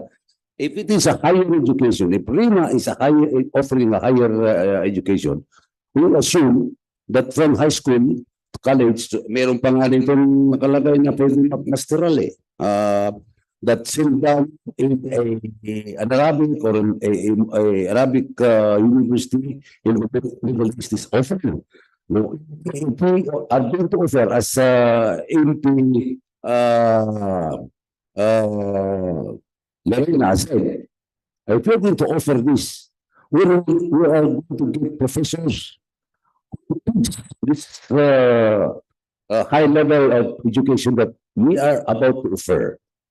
Mr. Speaker, as I have earlier mentioned also, Mr. Speaker, that BHS will not be offering a course when it is not prepared to offer, Mr. Speaker. The higher education, Mr. Speaker, does not include high school, Mr. Speaker. These are undergraduate degrees offered by REMA today. The MBHT has stopped or had stopped REMA from offering basic education, elementary and high school, Mr. Speaker. It is only offering bachelor's degree program, Mr. Speaker. Thank you, Mr. Speaker. And anyway, I will go into my other questions. We are not yet in the period of amendment, but I noticed, Mr. Speaker, letter C and letter D and other paragraph here, pare-pareho ng meaning. Can we not just mix this into one paragraph para hindi dumami? Tulad nito, maintain, and I will quote. Allow me to read it, Mr. Speaker. Maintain, encourage, protect, and promote academic freedom. And then in the next, in letter D, another paragraph and sentence nakalagay, establish, maintain, and supervise. Can we not just do something to mix all these wordings para hindi nalilito? We are talking of, tapos dito sa susunod, merong establish, merong maintain, which can be mixed into one paragraph, Mr. Speaker. Mr. Speaker, the proponent is open to, during the period of amendment, Mr. Speaker, for any amendment, if we can have it, let's say, one paragraph, then we can consider, Mr. Speaker, during the period of amendment, Mr. Speaker. Now, second question, Mr. Speaker. There are several layers of, decision making here. First is the, as provided for in the second paragraph of section 5. I'm inviting the attention of the proponent, Mr. Speaker. Second paragraph is the institute shall be under the direct supervision and regulatory powers of the Ministry of Basic, Higher, and Technical Education, Mr. Speaker. Number 2 is powers as a corporate body. Na-repeat na naman dito. So, Board of Trustees is the policy-making body that is now mandated to supervise, pass resolution laws for the implementation of the President. And then another layer, Mr. Speaker, is section 7, governing body again. Now, the powers is being enumerated from letter A to I. So, dapat ito, hindi ito, wala nang tayong pinag-uusapan dito kung hindi ko kung powers yung, tapos we have another council here, a layer, Mr. Speaker, yung academic council. So, ang dami nito eh. Di ba natin po pwedeng pag-isahin na lang ito para hindi masyado nag-ahalo-halo ang ating mga wordings nito, Mr. Speaker? Mr. Speaker, again, if the proponent has any proposal to amend what we have here, then I would like to reiterate that we are open to any amendment that shall be suggested by the proponent, by the interpolator, Mr. Speaker. No, I was there was a suggestion from my brother in the Sulu to suggest, but I said we are not yet in the period of amendment. This is only an interpolation. Going to section 9, Mr. Speaker, honorarium. Each member also, I know this is legal. Kailangan talaga yung mga members ng magkaroon sila ng honorarium. My question, Mr. Speaker, is who will determine the amount of honorarium? Basta no? Is it the council, the investee, the board of directors, board of trustees, etc., etc.? Who among the four groups will determine how much amount of honorarium will be granted to the members? Mr. Speaker, the proponent is a member of the board of 8 boards of SOOCs in the barn. It depends on the capability of the SOOC. For example, I receive one when I attend meeting. The honorarium is only for attendance in meeting. If you are absent, then you have no honorarium. It depends. There are SOOCs that give 3,000 pesos every meeting. I think the question is who determines. Who determines? Yes, Board. It's the board that determines. That should be the answer. It's the board that determines. The board of trustees. Yes, Mr. Speaker. So Again, the decision of the Board of Trustees is in accordance with the usual giving of honoraria to all souks. okay, now, Mr. Speaker, in this the law, I think the NBHTE is more powerful than the board of trustees. Correct or wrong? Who is powerful than the Board of Trustees? Yes. Who? The BHT, Ministry of Basic and Technical Education. More powerful because they have the supervisory function. Mr. Speaker, They have the regulatory function. You see? You know, Mr. Speaker, the same question was asked of me kahapon po. Sinabi ko din po yan that the MBHTE tries to see to it that BHS functions in accordance with the standard prescribed by MBHTE. It is not powerful because the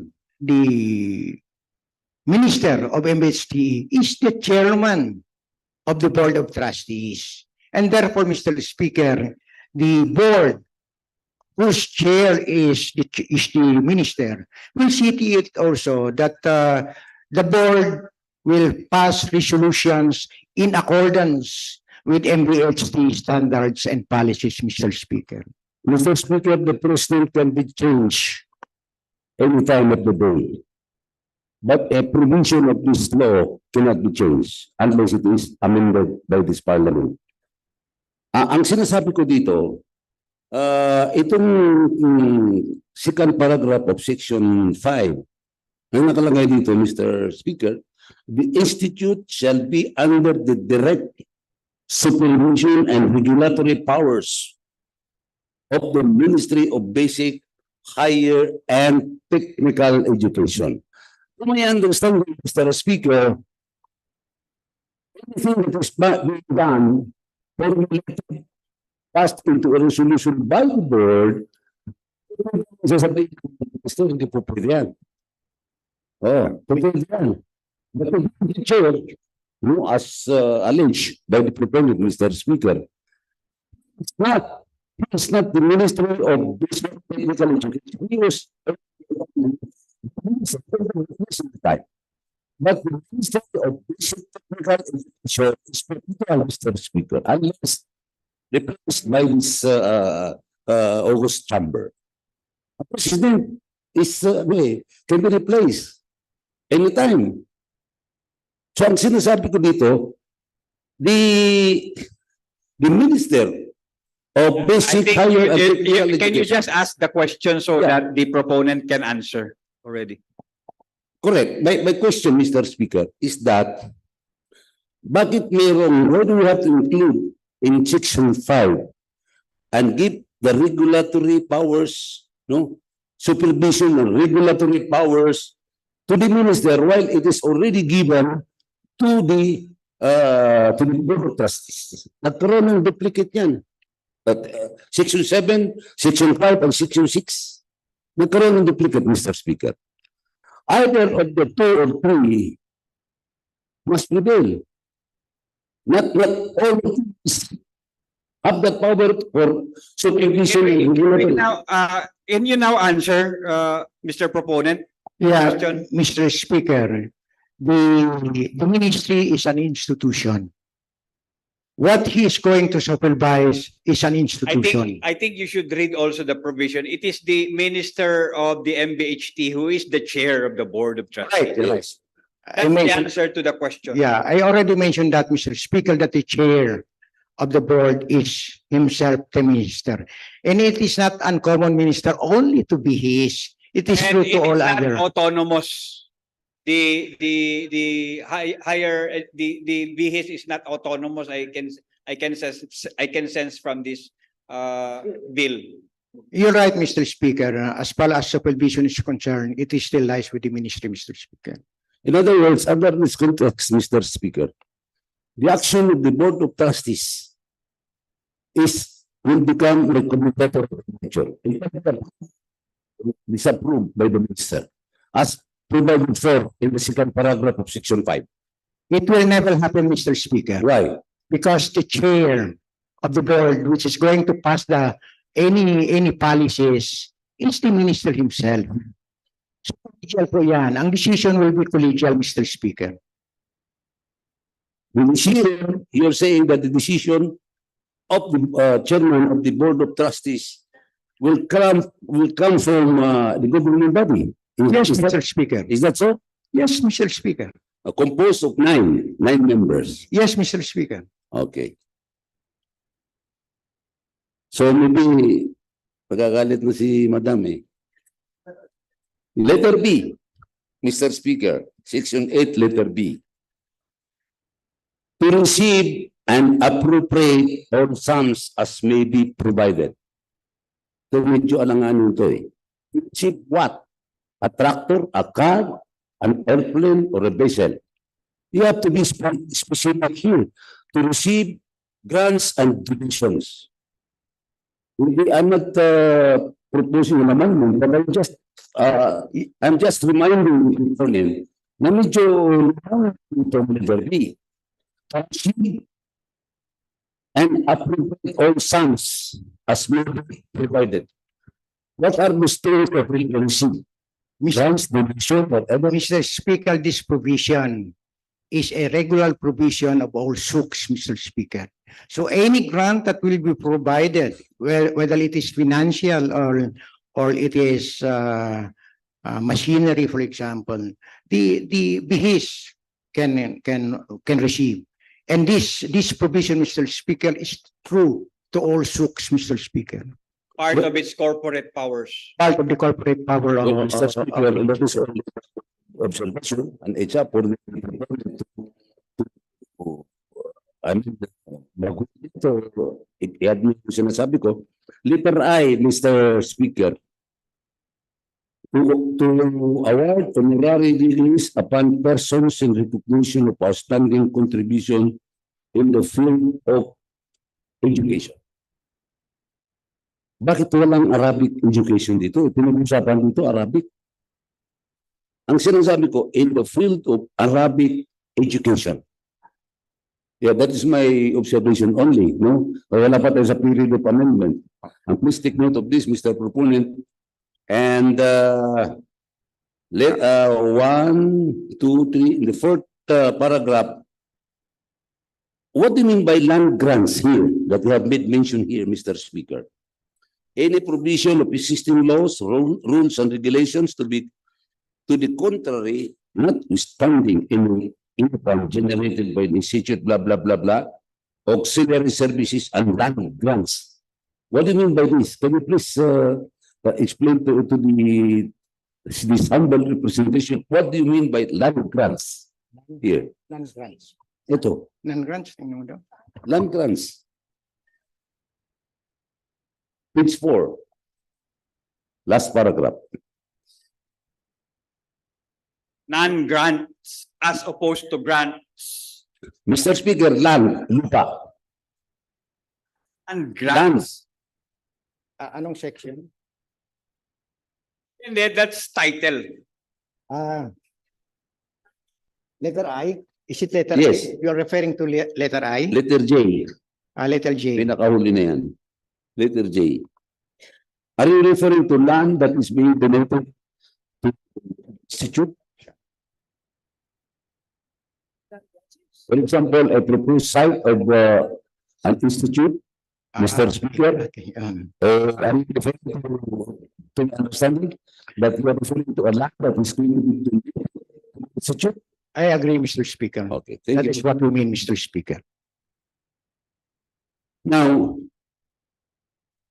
you mentioned here about corporation law. So, ito, meron siyang corporate power. They can institute can do business, for example. Kasi yung nakalagay pa dito, it can the power to enter any agreements doon sa mga other institutions. Sa letter P, Mr. Speaker, nakalagay to enter into joint ventures with business and industry for the profitable development and management of the economic assets of the institute. The proceeds from which shall be used for the development and strengthening of the institute. What do you mean by this, Mr. Speaker? Yeah. First, we can now do business, or the corporation now can now enter into business agreements with other companies or corporation. Mr. Speaker, what we mean here, just for emphasis, Mr. Speaker, the institute can collaborate with even with business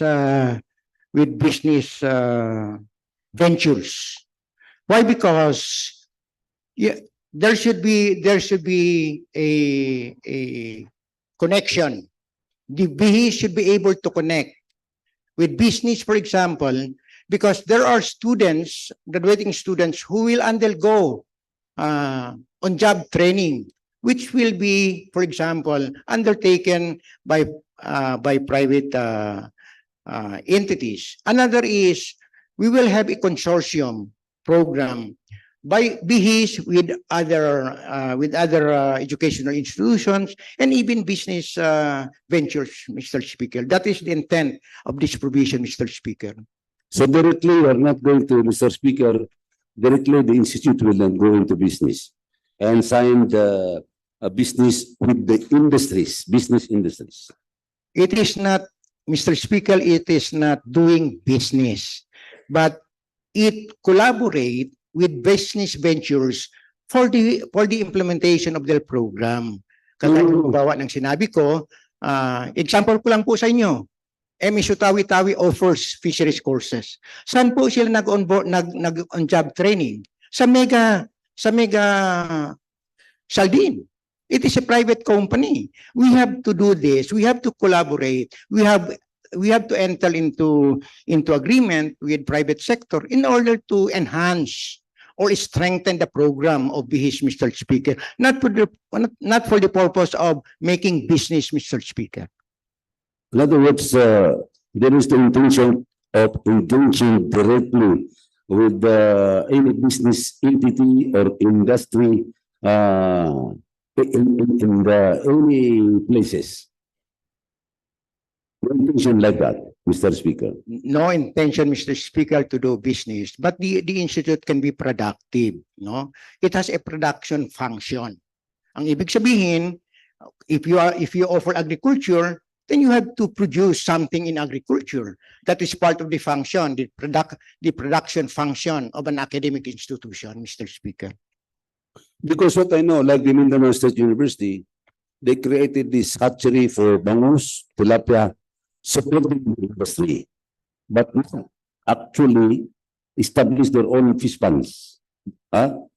So, ganun sana ang iniisip ko, Mr. Speaker. Yes, Mr. Speaker, that can be part of the laboratory facility of the institution, Mr. Speaker. Hindi man din prohibited siguro yan, basta magbayad lang ng tax kung maka-earn ng income. Yes, Mr. Speaker. In fact, the Central Luzon State University specializes yung sa production ng cotton. Okay? And, the production, it's not only for research and instruction, but even to sell this, you have an extra production. What will you do with this?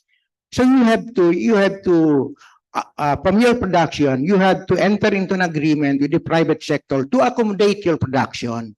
And from that, in that case, Mr. Speaker, as a consequence of producing an agricultural product or extra product that you do not need for your academic instruction and research, then you can sell that, Mr. Speaker, and the university will be earning out of that, Mr. Speaker. I know that, Mr. Speaker, what the proponent said, because I once upon a time, the father of the floor leader, who happens to be my fraternity brother, went to the university para tulungan paano magpalaro ng tilapia. Anyway, marami kayong tinagal. Last question. Marami pa ito. Kaya lang nagagalit na si Madam. Dito sa last paragraph ng letter J. Nino kasi sinasabi dito, does it mean the institute will have the power to align their funding, their budget, for example, unused funding, and then pwede nila gamitin sa ibang programs without even Parliament? Mr. Speaker, Realign mo dito, Mr. Speaker. Mr. Speaker, if the institute has savings, Mr. Speaker, it has to be returned, to the treasury, because the money comes from our treasury. And if there are unutilized budget of the institute, then it has to be returned, Mr. Speaker. But there are cases where the board approves the realignment of some expenses, depending on the need, for example, of the institute. If it has programmed a certain amount for a budget line item, and it has not fully utilized, the budget for that line item, upon approval of the Board of Trustees, the institute, BHIS, can reprogram the money provided by the government, Mr. Speaker. So that's different from what you have just said earlier, by saying that if there is an unused fund by the institute, it will be returned to the regional treasurer. Am I correct? Yes, Mr. Speaker. The institution, Mr. Speaker, of the Bangsamoro government, if you have unused funds, in fact, how many years did we extend the utilization of the fund? Because it is supposed to be returned to the Bangsamoro treasury, Mr. Speaker. Okay. Following that statement, Mr. Speaker, dapat palitan ito, yung nakalagay dito. I'm not proposing an amendment because what is being said here, the Board of Trustees may authorize the use of said funds for any reasonable purpose, which is, I think, to me, it's not legitimate because they have to return that, as you have just said, to the regional treasurer, and this August chamber will be the one to come up with the alignment of funding. Mr. Speaker, the first issue you raised was about savings, Mr. Speaker. If you have savings, unless you are authorized by the Parliament to extend its utilization, you cannot use that after December, Mr. Speaker. Sir Speaker, palagay ko hindi kami magkakasundo niyan because during our last budget hearing, as reported, a lot of amount was not utilized. Pero hindi sila nangihas na gamitin.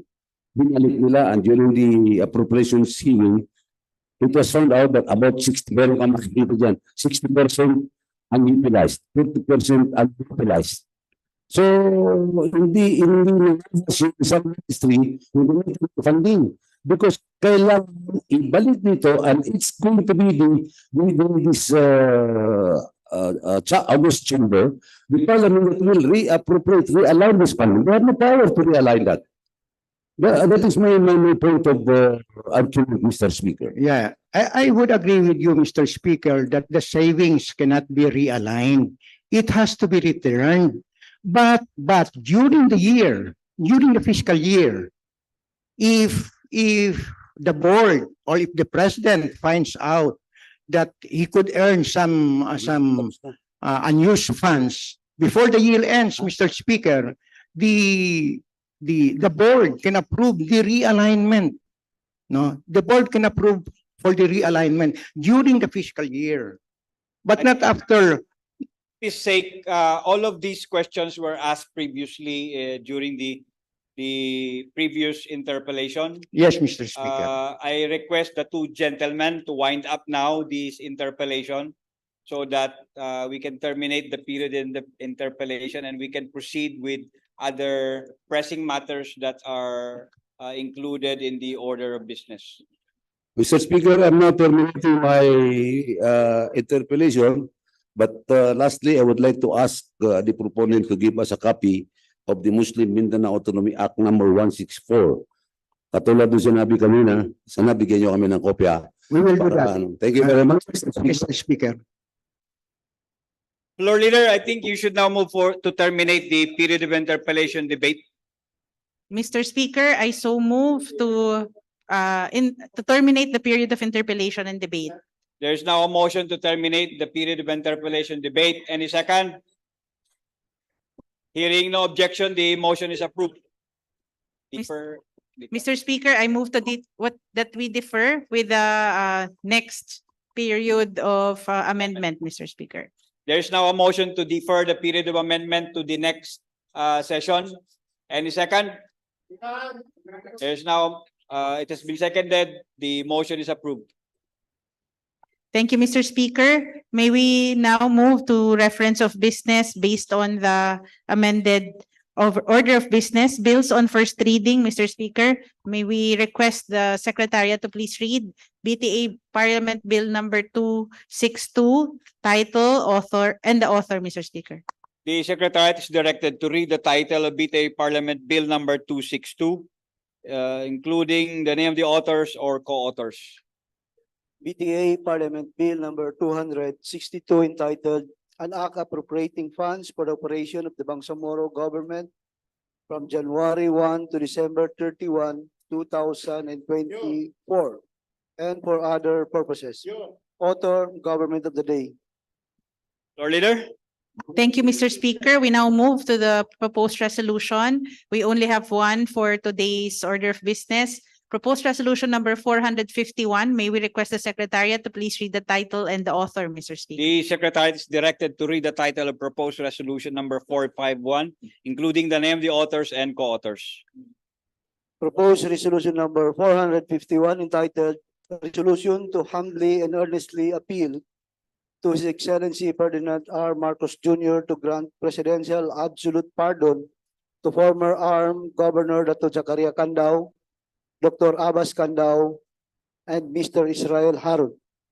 Author, members of the Parliament Ahod Ibrahim, Pangalian Balindong, Omaria Sersema, Nabil Tan, Faisal Intago, Lanang Ali Jr., Liza Lamia, Shia Ilaiha Dumama Alba, Raisa Jadjuri, Anna Tarhata Basman, Marian Arnado, Jose Lorena, Ubaida Pakasam, Randolph Parcasio, Siti Farhani Uyod, John Anthony Lim, Suharto Bulutok, Esok Mastura, Rasol Mitbug Jr., Bainta ng Batuan, and Benjamin Lo.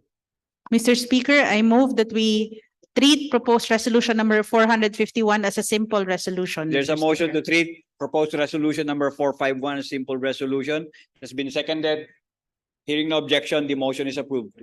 I move that we recognize Deputy Floor Leader Attorney Jose Lorena to deliver the sponsorship speech. The gentleman from Sulu is recognized. Thank you, Floor Leader. Thank you, Mr. Speaker. I stand before Bismillahirrahmanirrahim. Mr. Speaker, Deputy Speakers, Floor Leader, fellow Deputy Floor Leader, colleagues in the Parliament, Assalamualaikum warahmatullahi ta'ala wabarakatuh. Stand before you exercising the highest attribute of the Almighty, which is mercy. In English, there is also an adage which say, to err is human, to forgive is divine. I stand before you here with a conatilla that this resolution amplifies only the past resolution that we have adopted earlier a month ago. This resolution submits that any human being commits mistakes. But his mistakes should be equated with his substantial contribution to humanity, to peace, and to the country. The subject of this resolution is a former governor. He is also a leading member of the movements for self-determination. He was a member of the mixed committee after the December 23, 1976 Tripoli Agreement and worked out an agreement so that peace can reign in this country. He has joined many political parties. He has contributed to election of presidents, but all his intention was dedicated to salvage not only the self-determination of the Bangsamoro, but to usher in peace in this region. Procedural law and technicalities to yield to substantive justice. If we have to yield to substantive justice, then pardon is unnecessary thing to do. There are many precedents that can be equated to this resolution, not only against individual political figures in the region, but even national leaders. But they too commit mistakes, considering their eagerness to pursue their advocacy for peace, freedom, democracy, and even, in this case, the self-determination of the Bangsamoro, they are prone to commit mistakes.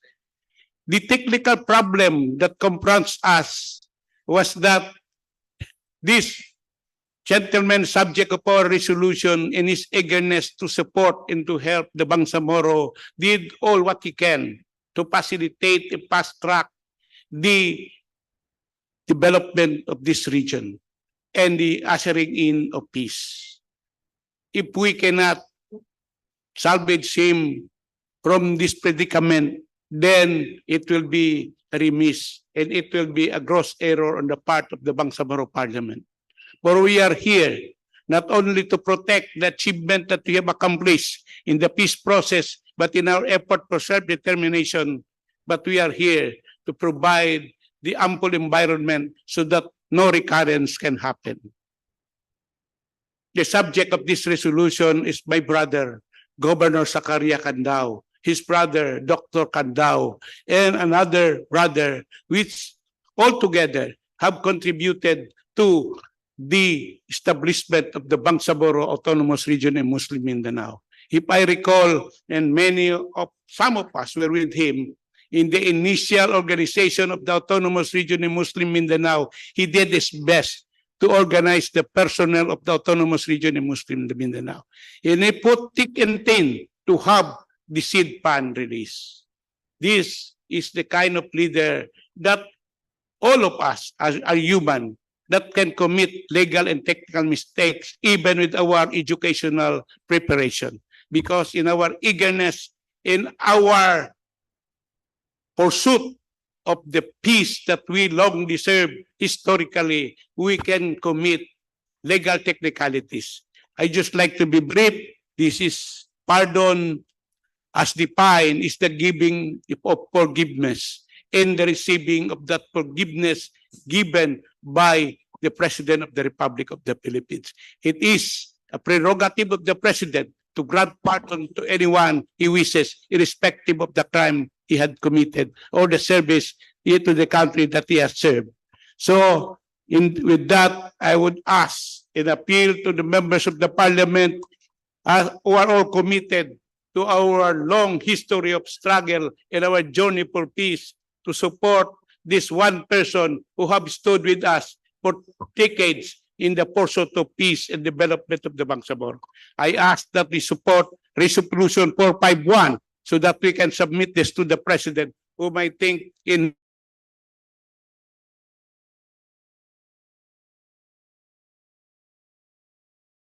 with that, wabillahi taufiq wal hidayah. Assalamualaikum warahmatullahi taala wabarakatuh.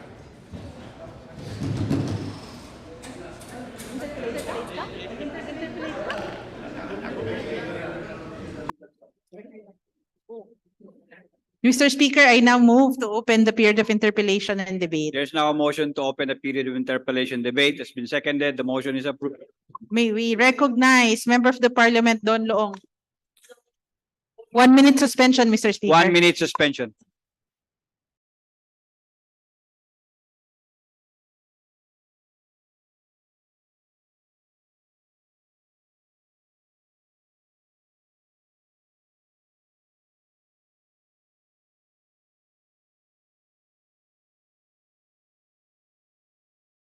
Session resume.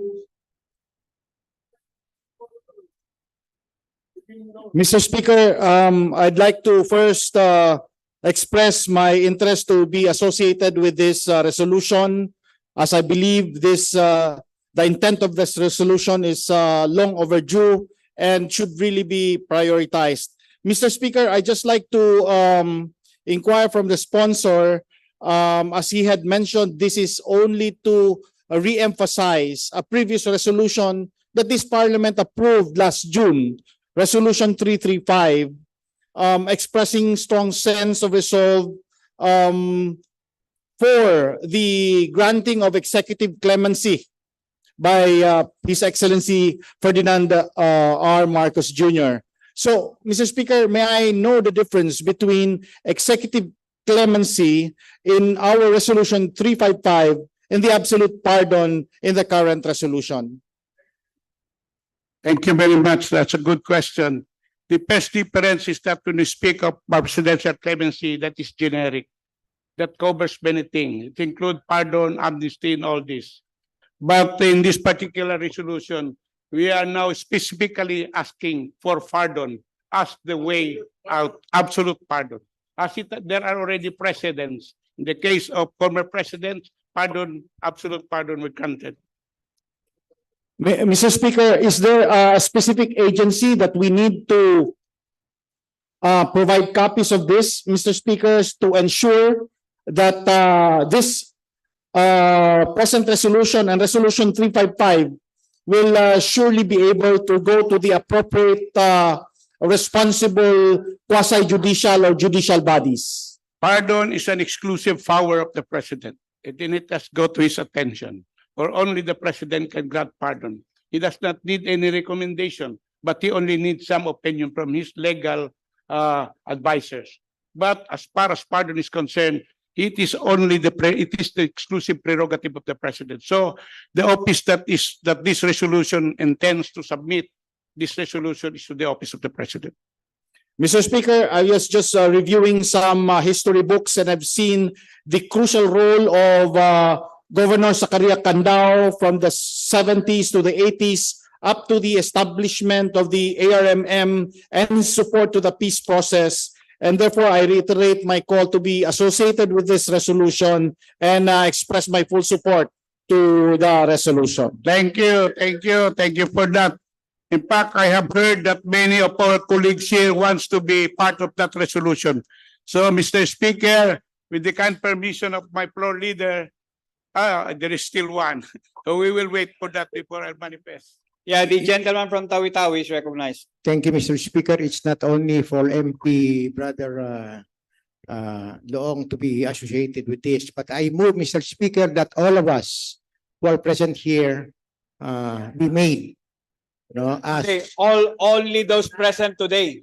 All those present. All those present. We will put you on.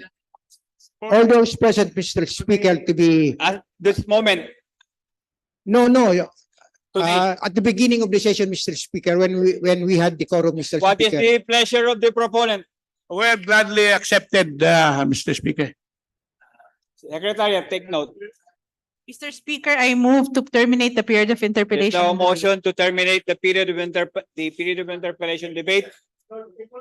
Hearing no objection, the motion is approved. I move that we dispense with the period of amendment, Mr. Speaker. There is now a motion to dispense with the period of amendment. Any second? Mr. Speaker, okay, there's an objection, Mr. Speaker. What is the One proposed question, Mr. amendment? Speaker. Gentleman from Sulu. Can we add letter C to the title, Mr. Speaker, to correct the spelling of excellency, Mr. Speaker? Style. That would be part of the styling. Thank you, Mr. Speaker. There is a motion. It has no objections. The motion is approved. I move that we approve proposed resolution number 251, Subject to style. 451, subject to style and the inclusion of all members present, Mr. Speaker. There is a motion to approve proposed resolution 451, subject to style. Hearing no objection, the motion is approved. I move that we adjourn, Mr. Speaker.